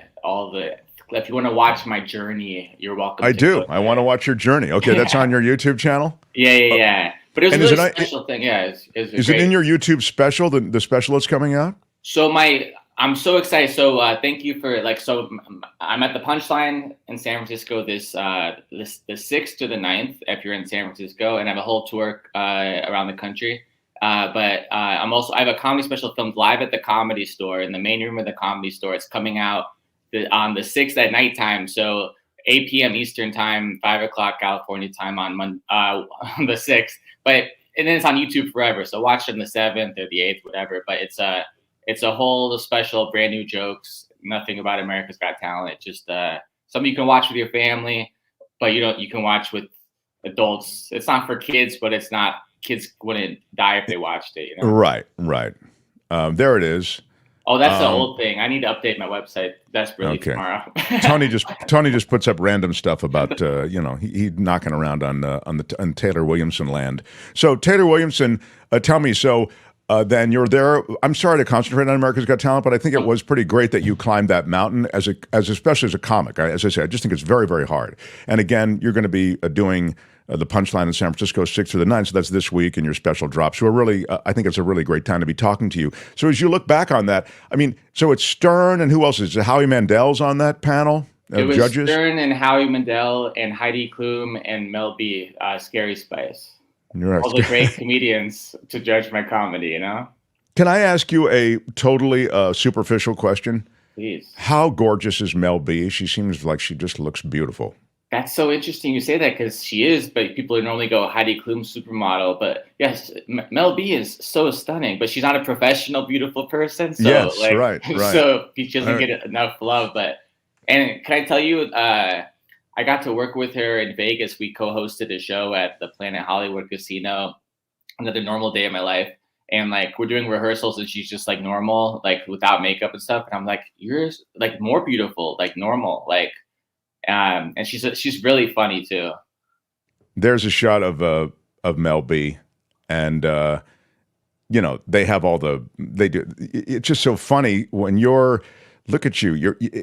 When you're doing multiple sets, which is what you are doing, right? Because when you're called back, you have to then come up with a new set for the judges. I would think that's just a very pressure-filled task. And here's my question. Did you see that movie or the series about the chess player? How, and I don't know if you're familiar with chess, but professional chess, they go through multiple days, and sometimes in the old days, they would consult with other chess masters about what the next move should be. So in this case, you're this comedian, you're on this journey, you've made it past these rounds. Now there's a lot on the line, you're up against all of these other things. Do you consult with other comics to say, hey man, I think I'm gonna do this material on America's Got Talent. I've made it through 2 rounds and blah, blah, blah, blah, blah. Is there a collective input, or do you go with the best stuff from your magic bag of comedy? Well, so I have a bag, like, it's funny, normal watchers of comedy, they think you just write it all on the spot, you know? Like I had been doing for 10 years at the time. So I have all these jokes I've written to pick from, but it is hard because you're supposed to raise the stakes. You be better than the last, do your best stuff every time, but then be better than the last time you were on every time. Exactly. So it's like it's an illusion of, like, a musician can do acoustic guitar the first time, then have violin players behind them. You know, It's like, wow, you're better. He's doing the same thing. They just hired talented people to pretend to be pretend to be playing. By the way, it's all on a music track. That's what you're telling me. Yeah. But I don't know. I didn't say anything. But okay. Can I be sued? But I had like my cousins. I have really funny cousins, Craig and Andrew, and one of the producers, Josh Sandoval. He's a friend of mine from high school randomly. So like I was able to. He knows comedy, and like I was able to talk to him. And then in the final round, if someone goes on my YouTube, watches the whole journey, in the finale, I had to do 2 performances, and one of them we had to repeat a performance from the first round. So like the country singer could just do the same song with whatever behind them, you know, or have the opera singers behind them, whatever. But I was like, I can't tell the same jokes twice. They've heard these jokes before. Of course. So I talked to my friends Jillian Bell, who's a brilliant comedian who she's terrific, and her sister, who's so funny, Brianna. And we were we saw you at lunch one day. And Jillian Bell, I first think I saw on Workaholics, but she was probably working a lot before that. But I just thought she was like standout in that show, and I fell in love with her. Yeah, she wrote for SNL for a season before that. She's so special, and I had to do a crazy thing with like someone in a camel outfit, and I stole the choir from the other act, and she helped. They helped me like just like, how did you switch this to this, and then. You know what? Nick Cannon was actually like, he's not supposed to help you. Like, none of these people are supposed to help you, but he gave me a tip. He just kind of said, don't say, because I had a whole bit I was doing, like, everything's falling apart. It's kind of good advice for life too, just like psychology of people. Like, I had a shtick where I'm like, what is happening? This is terrible. He's like, you can say what is happening, but don't say this is not going well. Because people who are voting will go, oh, it's not going well. They believe you when you say it, you know? Yeah, of course. So yes. Just taking out that line. And then, you know what? Howie Mandel, after the show was done, I was so lucky I got to do a bit with James Lipton in the results show finale. So votes are already cast. Nothing matters. Just the guy from Inside the Actors Studio? Yeah, and that's on my YouTube too. I'm not trying to plug my No, I'm excited. I'm going to your YouTube right after this. This is great. I work for YouTube. YouTube.com. It's a great new website. But I got to do a bit with James Lipton. He flew in like all these celebrities. He's passed away, rest in peace, so I can say this, but with love. I had a list of all these celebrities I love to work with. They wanted to pair me up with somebody, and I said, no, I'm not doing that. I'm not comfortable with this bit. I just truly was like, they want me to do a roast of the judges. And I'm like, I don't want to roast. I don't want to be mean. I presented silly and kind. And right. Then I was going to work with Matt. I think Matt Lauer was supposed to do it.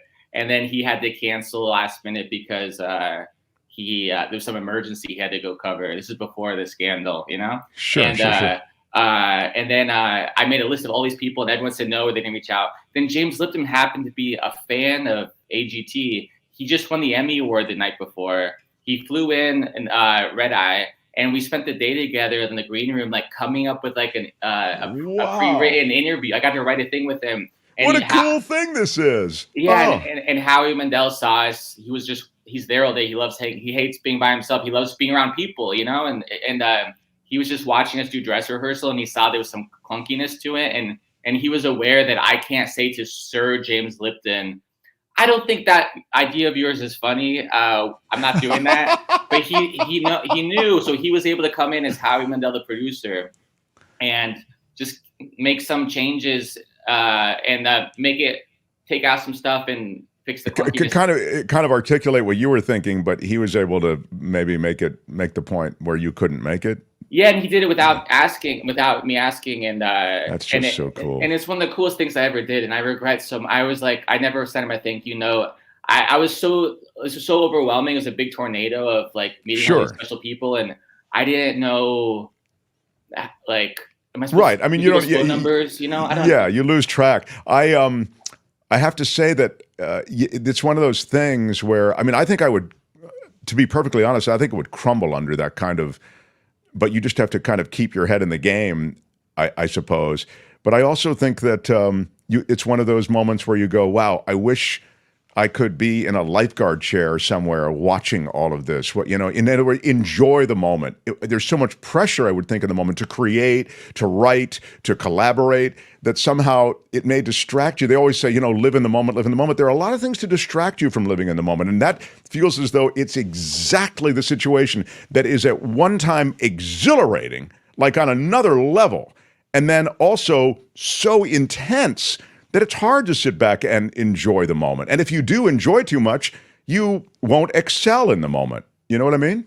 I mean, completely. Like, can I tell you, like, and that was 10 years ago. So like, I'm 20-year veteran now. I truly don't think I could do it today. Like, I don't think I have, and it's not, I'm a better artist than I've ever been. And I'm proud of what I do, but just it's a big psychological mind F word, It's just Absolutely. very, overwhelming and scary. Like, I cried multiple times throughout, from good things and bad things. It's just like it's my first time on live TV, and if you watch the first live show, like Heidi Klum, it went fine, it went good, and Heidi Klum tells me you're not appropriate for children because you have my joke offensive, and like I'm not out, I want to be like cute, edgy. I'm not out here to make parents be like horrified during a family time. That's not my intention, And like, so I believed what she said, and I didn't know what's going on, but she's just her job is she made a choice. Her job was to make a defiant decision. She's a cool woman, No, you've done a bunch of stuff with her. I've seen you in a bunch of bits with Heidi Klum along the way in social media and in other stuff, right? Yeah, well, I have a career now thanks to her, because it's like I cried that night because it was so overwhelming. I'm like, am I a monster? Dude, did I traumatize children with my joke about a blind person? Whatever I said, it was silly, not whatever. Whatever. Yeah, you don't do really intense, coarse stuff. Typically. Yes, but her saying people who get voted off the show, like, there's great comics who go on. Every judge goes, "You're amazing, you're amazing, you're amazing, you're amazing," and they don't get voted through because that's boring. I got like controversy. I got spiciness, whatever. I see. Yeah. So her saying you're not funny, you're not appropriate, the crowd booed her, and then the next day I got through, and then I made the rest of my show about trying to get Heidi Klum to give me approval and think I'm funny, and then we had a whole shtick, and like I bought a house because of it. Like, I literally, my career is, there's a Labradoodle, my friend Margie and Dan's Labradoodle. I told a joke about the Labradoodle. And Heidi Klum are the reason I've been able to survive and have a career. Thanks. So that's a great story. That's a great story. I only have one Howie Mandel story that I'll share with you on the way out. It's a very quick one. So we go to the same doctor, okay, and we're there at the same time. Just so happens, and I say hi, and I've known him because we have a lot of mutual friends, and of course, being in Hollywood, we all know each other. So he's there at the same time I am, and he does one of those. We go into the same room, in the same bathroom for the urine sample thing. So I do mine, and then he goes, we're not coordinating our physicals. It just happens that it's happening at the same time, right? Yeah. And you reach through after you have the urine sample. It's in this little cup thing, right? And you reach through and you put it on a little shelf that's there. And then it kind of allows you to be private, but at the same time you can, pass it through. There's a little pass through in the bathroom. So I do mine and I pass through, and then I'm out there in the hall, but I'm sort of adjacent to the lab where there's the pass through in the bathroom. So Howie goes in, he does his, and opens the little pass-through window with his hand on the urine sample cup, and he says, "Give this to Mark Thompson," which I just thought, Howie is just so clever and funny and, irreverent and marvelous, and also warm. He reminds me, you guys are similar in that they're, I don't feel like, I don't have a lot of moments where I go, ooh, I can't believe he said that. You know what I mean? Sometimes you're enjoying, and then the comic on stage will do some chunk or say something and you go, oh man, I wish, I don't get taken out of my enjoyment by either one of you. I think I hope you'll take that comparison in a flattering way, because I mean it in a flattering way. That means so much to me. Thank you. I love that. You're basically saying you guys are both Jewish, but thank you. And we are. Exactly. Thank you. That's exactly what I want. Neither of you have foreskin. You seem very similar. So let me just remind everyone, we have a lot of Bay Area listeners and viewers. Taylor Williamson, comedian, actor. I didn't realize you're such an actor. I didn't know either. I'm a father. Well, look at the little sweet.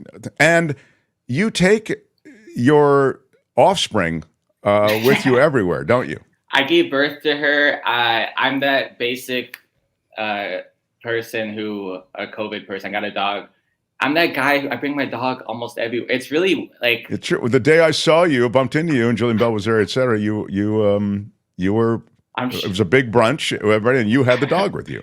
You had her with you. She's 4 pounds. She makes people smile.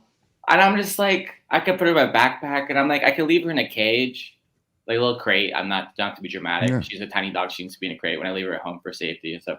And she has separation anxiety. And now I have separation anxiety. And I'm like, why not? I've been going to Whole Foods. Why not bring her to Whole Foods? If I go to the Punchline in San Francisco, why not? Sure. Why not? You know what? Here's what happens. I bring a comedian to open for me. This guy, Joey Bragg. He's a brilliant young comic who I know you would adore. He was on Liv and Maddie on the Disney Channel when he was younger. And so he has this huge following. But I met him when he was 12 years old.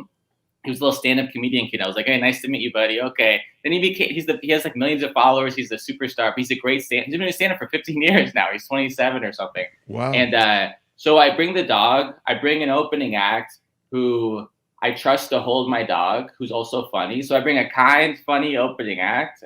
Like, it's the dog, just everything's better because of the dog. Sure. I run into wonderful people like you because of the dog. I love that. I love that the dog will be. So Taylor and his doggy, Punchline San Francisco. There is a list of dates that you can barely make out. That's his entire date. You can find on his website.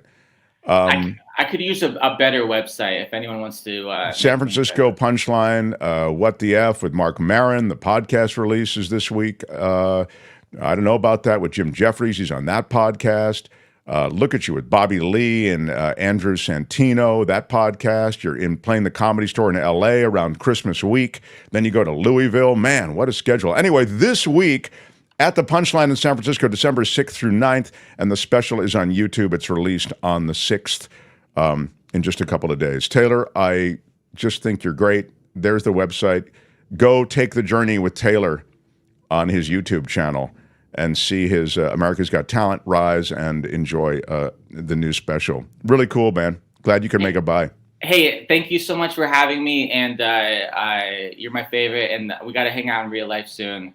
I'd love that. I'd love that. Let's do it in the new year.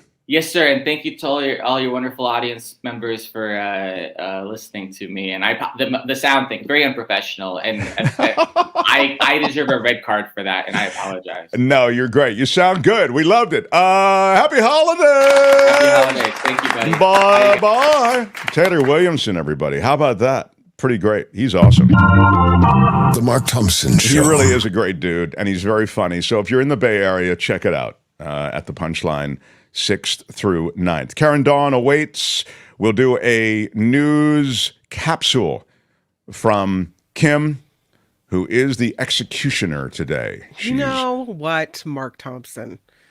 I'm here to keep the peace and make it a nice place to be. If you're just joining us, Kim banned someone. We have usually a yellow card system that we just instituted. It's only about a week old, where you get warning and you get a yellow card. Yeah, I didn't. And then you got to, but she just took the guy from 0 to, My bad.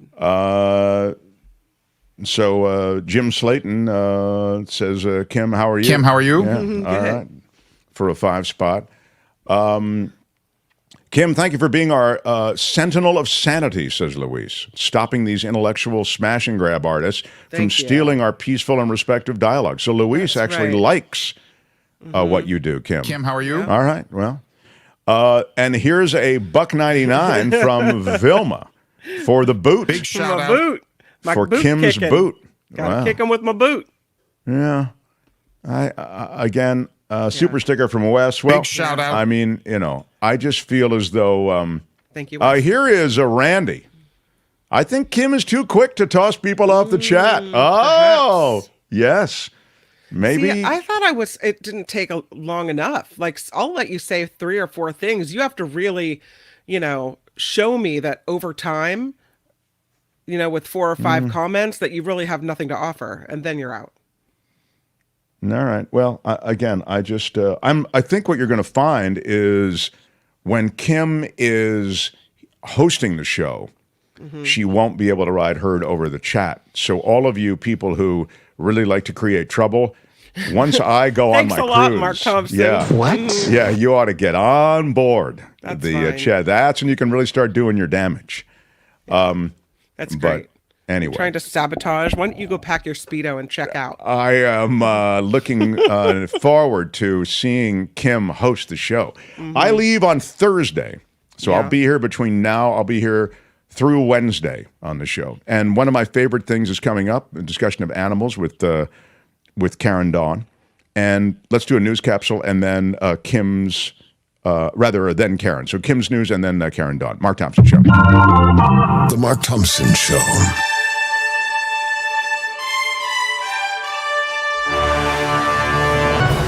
On the Mark Thompson Show, I'm Kim McAllister, and Julie, all I have to say is I'm hurt. Hurt in my heart right now. Julie said, for those who don't know, Julie, I don't see it now, but she said, She agrees with I love Randy. Kim, but Yeah. I agree with Randy. Yeah, She's whatever. a little too, your trigger finger's a little too quick, Kim. I can accept the anyway, criticism. It's go fine. ahead. This report is sponsored by Coachella Valley Coffee. Hello, good morning. I'll have some coffee. I'll have some tea.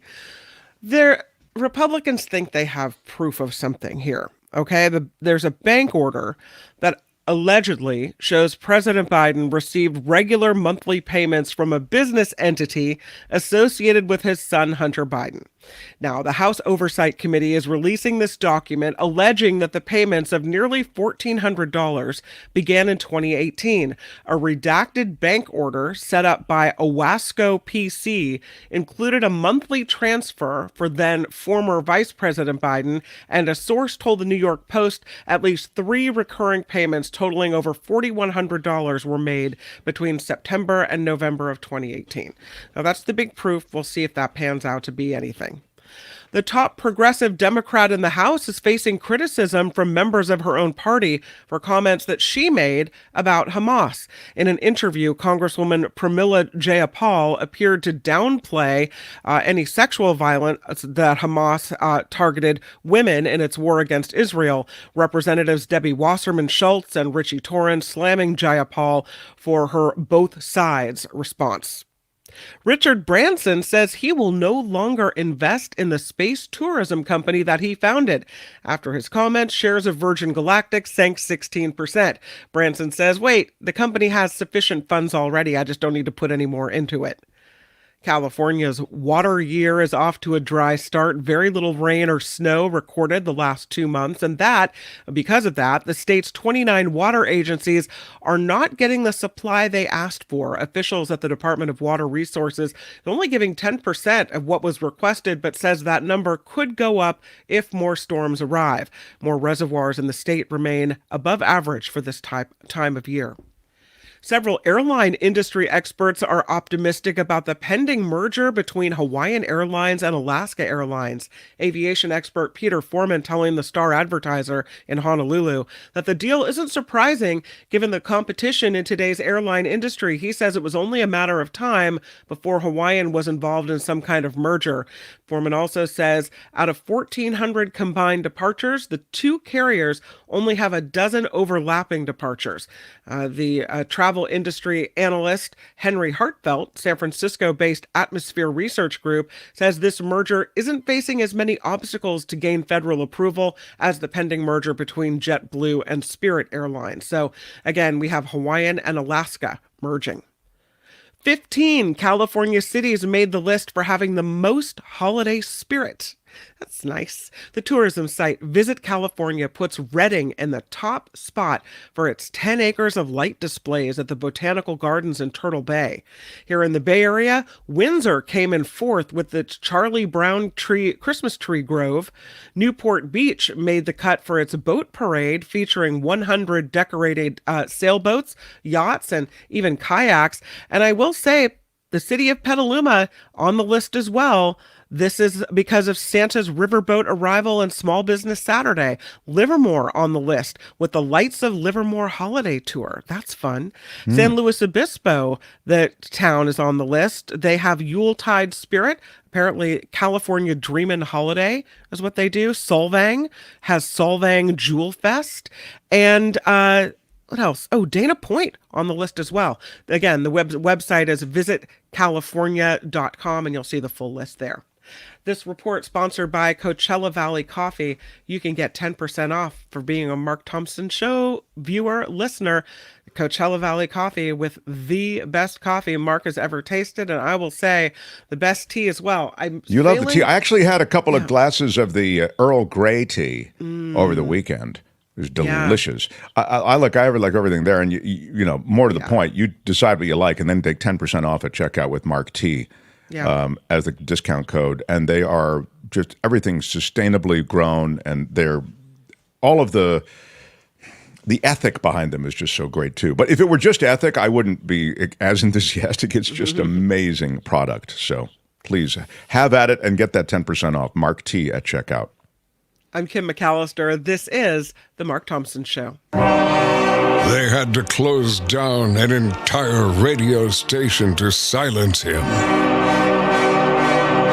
And now, he's here. Ladies and gentlemen, Mark Thompson.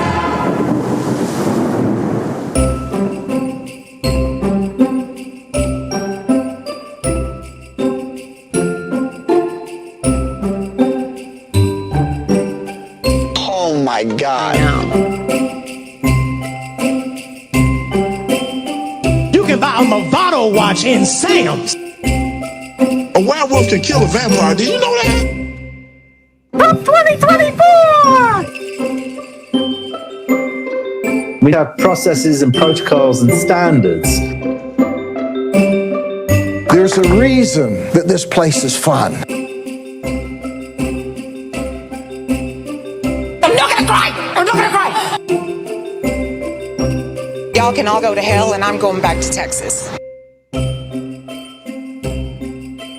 Nobody has ever put something like this together that I've ever seen. We've never seen anything like it before. Have you ever seen anything like this? There is nothing in our history that quite compares to this. Yes, indeed. It is a pleasure. Well, thank you. You know, we've had all kinds of technical issues today. I blame Tony, frankly, because Thanks, Tony. Yeah, he's the only thing that's different. Otherwise, everything's the same. Tony, you may have quite the technical service day ahead of you. But I'm also grateful to Tony. You know, we're going to put weird. Yeah, I know. I'm both grateful and I can be full of blame. But we're putting together a lot of really cool conversations for you. So I'm going to be away after Wednesday of this week, so Thursday on to the end of the year. But we put together a lot of great conversations with all sorts of different people. Dateline's Josh Mankiewicz is in with a really expanded conversation. The patient zero with COVID in this country will be here also. not to mention all the political conversations that will continue and all of the regulars. So the show will very much continue. And Tony is going through and making everything, is rounding off the edges and making everything nice. My mom and dad, 93 years old, they will be a part of the show in the next couple of weeks. So that should be a lot of fun. This is someone who joins us regularly. She focuses on issues involving animals worldwide. She of the Dawn Watch newsletter, which focuses on media and media coverage of animal issues. There's a great front page piece in the LA Times yesterday about a shelter and the shelter system and how it's failing, this particular shelter. And it was really disturbing, but at the same time enlightening, and some great reporting being done. I want to ask her about that. How about it for Karen Dawn, everybody? Great to see you. Hello. You saw that piece yesterday, I know, in the front page of the LA Times. It was an expansive piece of work, reportorial work. I mean, there's a lot of getting of documents. They had to really do some digging. I wonder if you could give us a sense of, I know this is just one shelter they focused on in Los Angeles, but I thought it was emblematic of a problem because they had held the shelter out as a new expansion, new monies directed there, a new kind of ethic behind it, and it turns into a place that is essentially, it's a death camp for animals. Yes. And, you know, one of the saddest things was to note that their kill rate, and one of my, by the way, I think I've mentioned before, I'm so in love with the Los Angeles Times just because of their willingness to feature animal issues as part of the public conversation. And the as you mentioned, it was on the front page yesterday, above the fold, and then there was a double page spread. And it mentioned that it was talking about the fact that the Lancaster shelter has this very high kill rate. They use the word euthanasia, and you'll hear me say many times, I wish we would stop using that word when we are talking about healthy beings who want to live. Because if you look up euthanasia in the dictionary, it talks about mercy killing.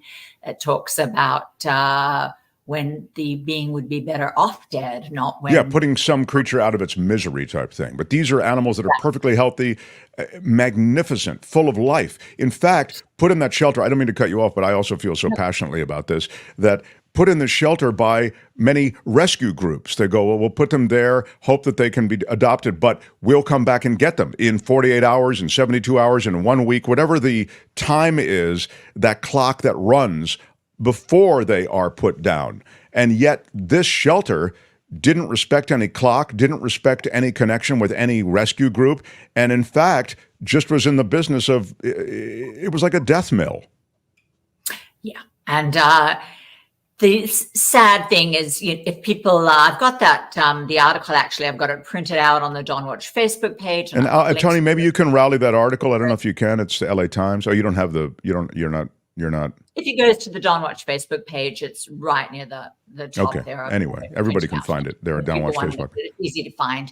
But when you go to the online version of the article, you'll see videos that some of the rescuers had. There's one heartbreaking video of a young dog named Pickles, who the rescuer had just made this video because this adorable German Shepherd puppy, 7 months old, hadn't been adopted. And she says, oh, I'm going to get Pickles out there into the world with this adorable video of me rubbing his tummy, etc. And the next day, the shelter had killed Pickles. So that's watching those sort of videos. It's rough. But the good news is that, these things, Gretchen Weiler, who was one of our links together, I know, used to say, cruelty can't stand the spotlight. And when you have the Los Angeles Times focusing on this, you're going to get change. So that's a blessing. Yeah, I think thank you for some good news in all of this. I think it's terrific that the media does need to shine a lot. Shine a light. I intentionally came with lots of good news today, Mark. So yes, I like to start by bumming everybody out so that your good news. Thank you, Tony, for rallying that. So your good news stands out even further. Go right ahead, please. Well, the good news today is the existence of a wonderful author named Sigrid Nunez. And it was, of course, in the Los Angeles Times that I learned that her third book in a trilogy had just come out. And this book is called The Vulnerables.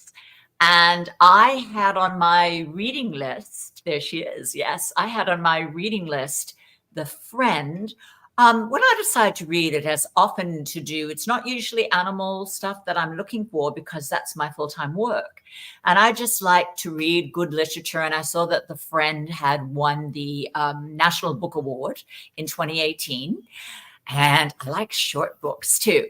And so, she writes very short books, which she has in common with somebody who she obviously loves, which is, John Coetzee, and who's a Nobel Prize winner.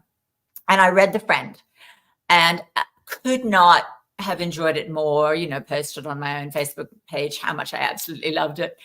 And before we take that down, I want to put up this quote from it. But the other two, the Friend came out in 2018. What Are You Going Through came out in 2020. And The Vulnerables has just come out in 2023. And they all have an animal as an important character, but they are not about the animal. It's a little bit how I want to see the mainstream media, that it's not that I want them to focus on nothing but animals, but I want animals to be part of the conversation. And they always are with Sigrid Nunez. And I thought it was so funny that your last guest mentions that he takes his dog everywhere, which I tend to do. And Elijah McClain just decided he was getting up on the chair here with me for our interview. But this quote, if Tony wants to put it up, or I can just put my glasses on and read it. But if we put it up there, we get Mark's voice reading it, which is always the best. Shall I just read this quote from The Friend, which made me realize I was going to love it, and which I think a lot of... Please, sure. Go ahead. Well, okay. When I read this line, maybe he's going to... Yeah, there you go. Yeah. So one of the more famous lines from the book is, "Your whole house smells of dogs," says someone who comes to visit. I say, "I'll take care of it," which I do by never inviting that person to visit again. And that's totally spoke to me, and I think will speak to a lot of people who are as in love with their animals as we are. And indeed, The Friend is she writes in a very conversational manner, and it's written to a friend of hers who has actually just killed himself. A lot of her books are about writing and the writing life, and she inherits this guy's Great Dane, and she's never had anything like this before in her life. So part of the story is about her interactions and struggles with the Great Dane, but the whole thing is incredibly touching. Then the second book is again about a dying friend. So for those of us who are at the time where we're starting to lose friends, and I certainly am, it's something I think about, mortality.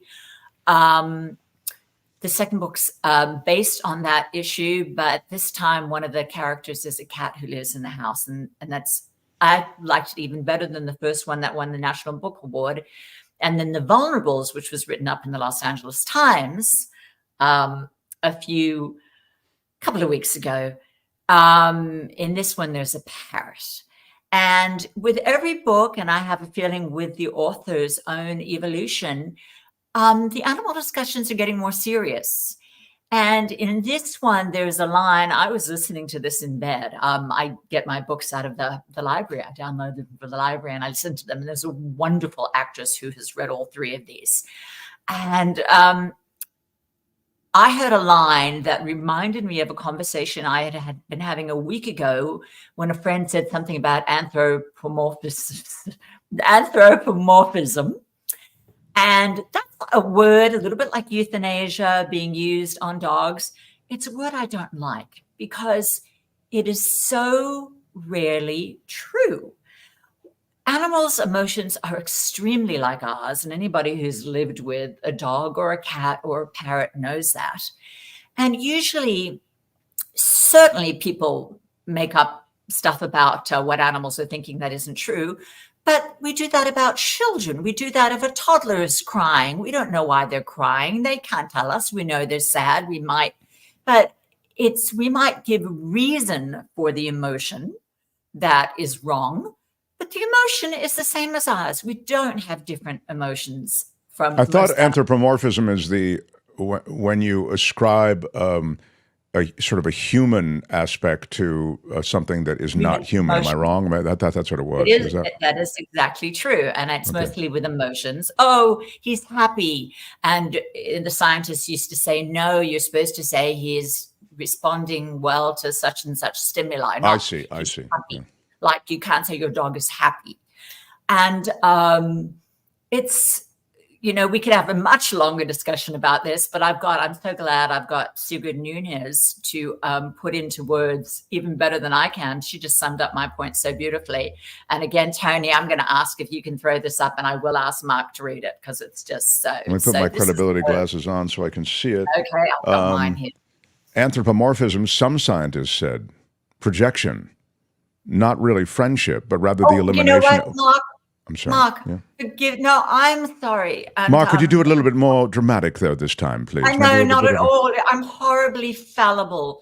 There's context of to course. This that I've screwed up before. You really have. You've been an embarrassment. This is all right. Go ahead. Now, put this quote in context for us, Karen.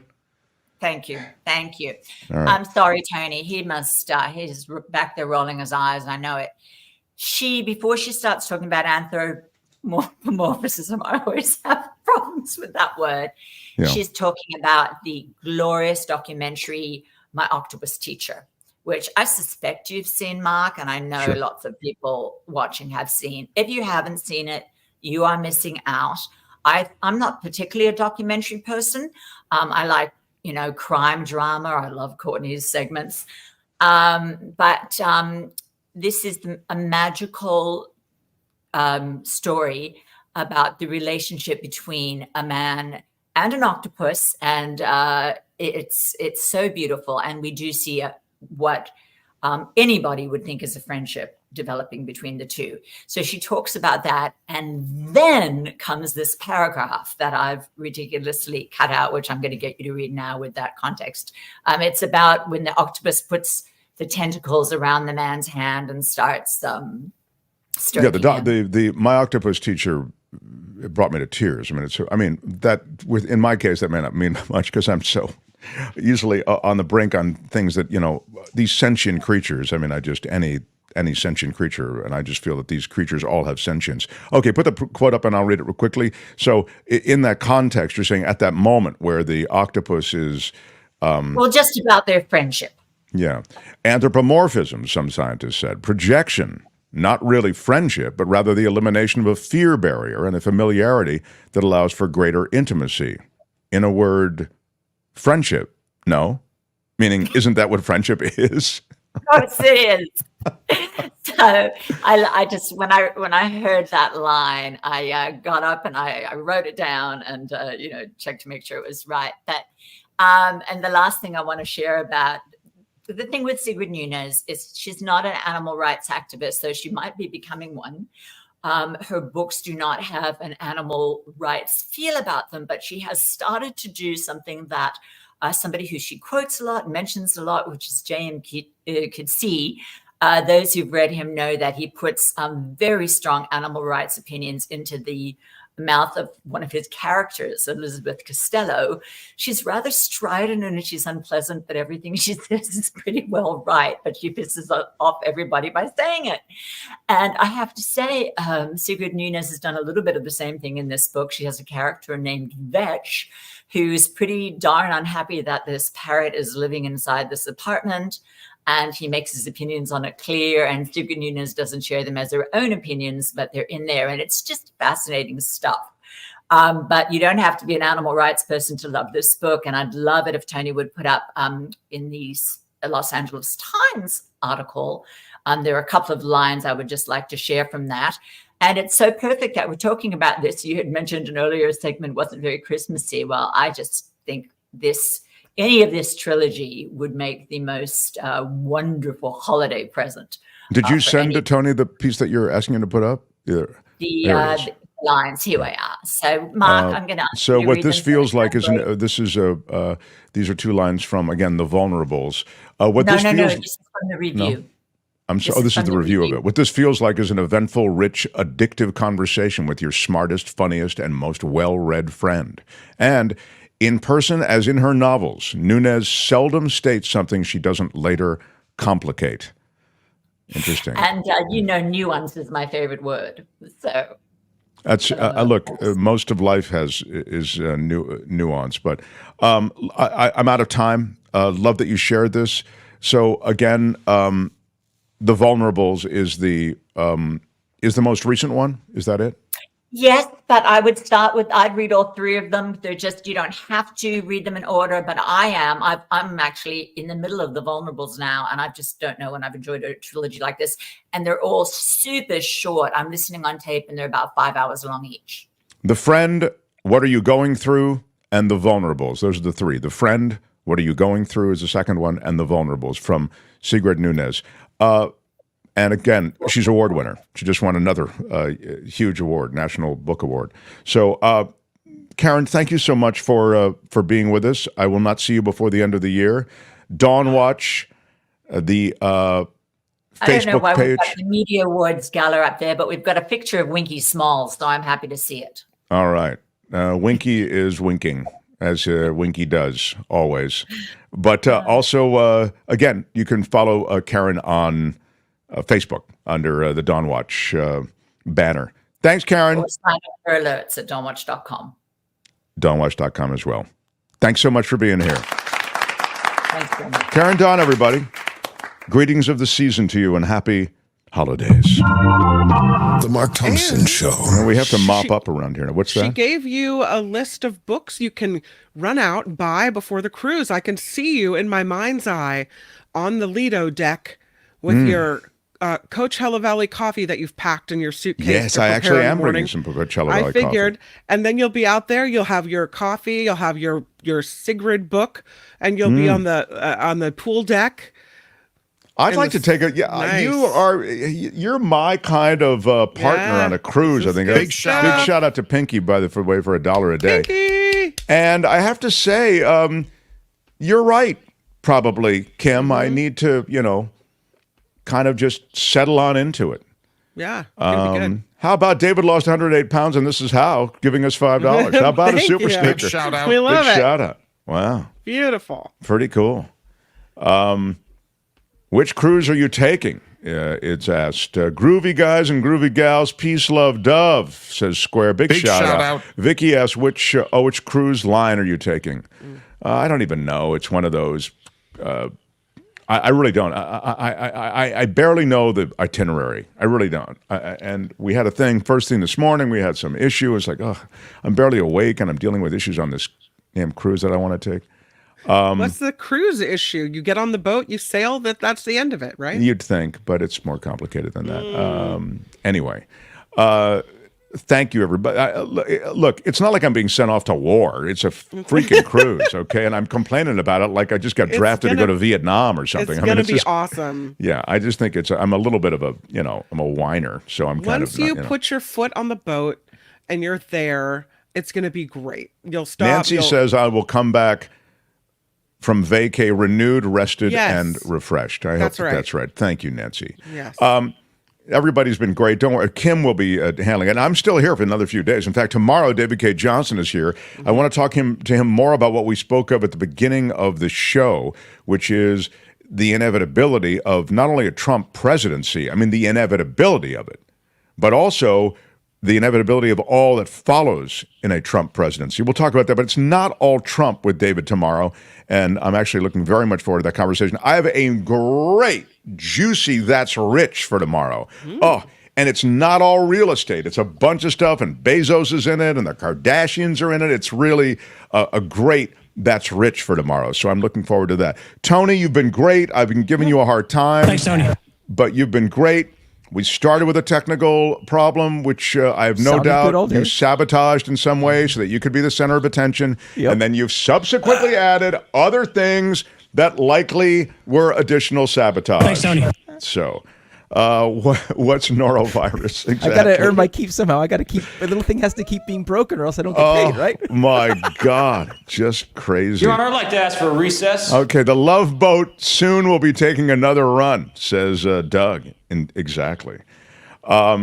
Thanks for all the ways you support the show. Please share segments in the show. We break them out as separate videos. You can share them on your Facebook, on your social media, on your X, on your threads, or you just can message them to someone saying, hey, check this out. I really like this conversation. Maybe it's with Anthony Davis. Maybe it's with Karen Dawn.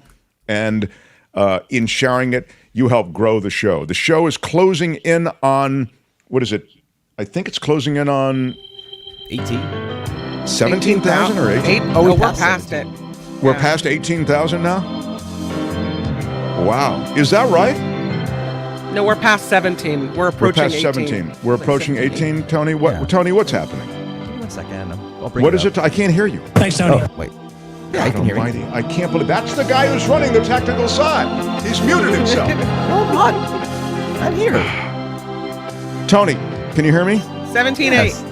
According to the page, we're at 17.8. Thank you. Yeah. Oh, my Lord. Well, that's thank you to the folks in the chat for that. 17.8. Thank you. Thank you, folks in the chat. 17.8. All right. So I've lost my way. It's been a crazy day. Thanks, everybody who's contributed and supported us. I mean, all the contributors today, Anthony Davis and all the rest. Tomorrow, That's Rich, David K. Johnston, and I'm Shadow more. Stevens for The Mark Johnson Show. Bye-bye. By the way, we have a conversation with Shadow Stevens coming up in the next couple of weeks. I know we're out of time. After Party Live, going down now. Till tomorrow. Bye-bye. Bye-bye.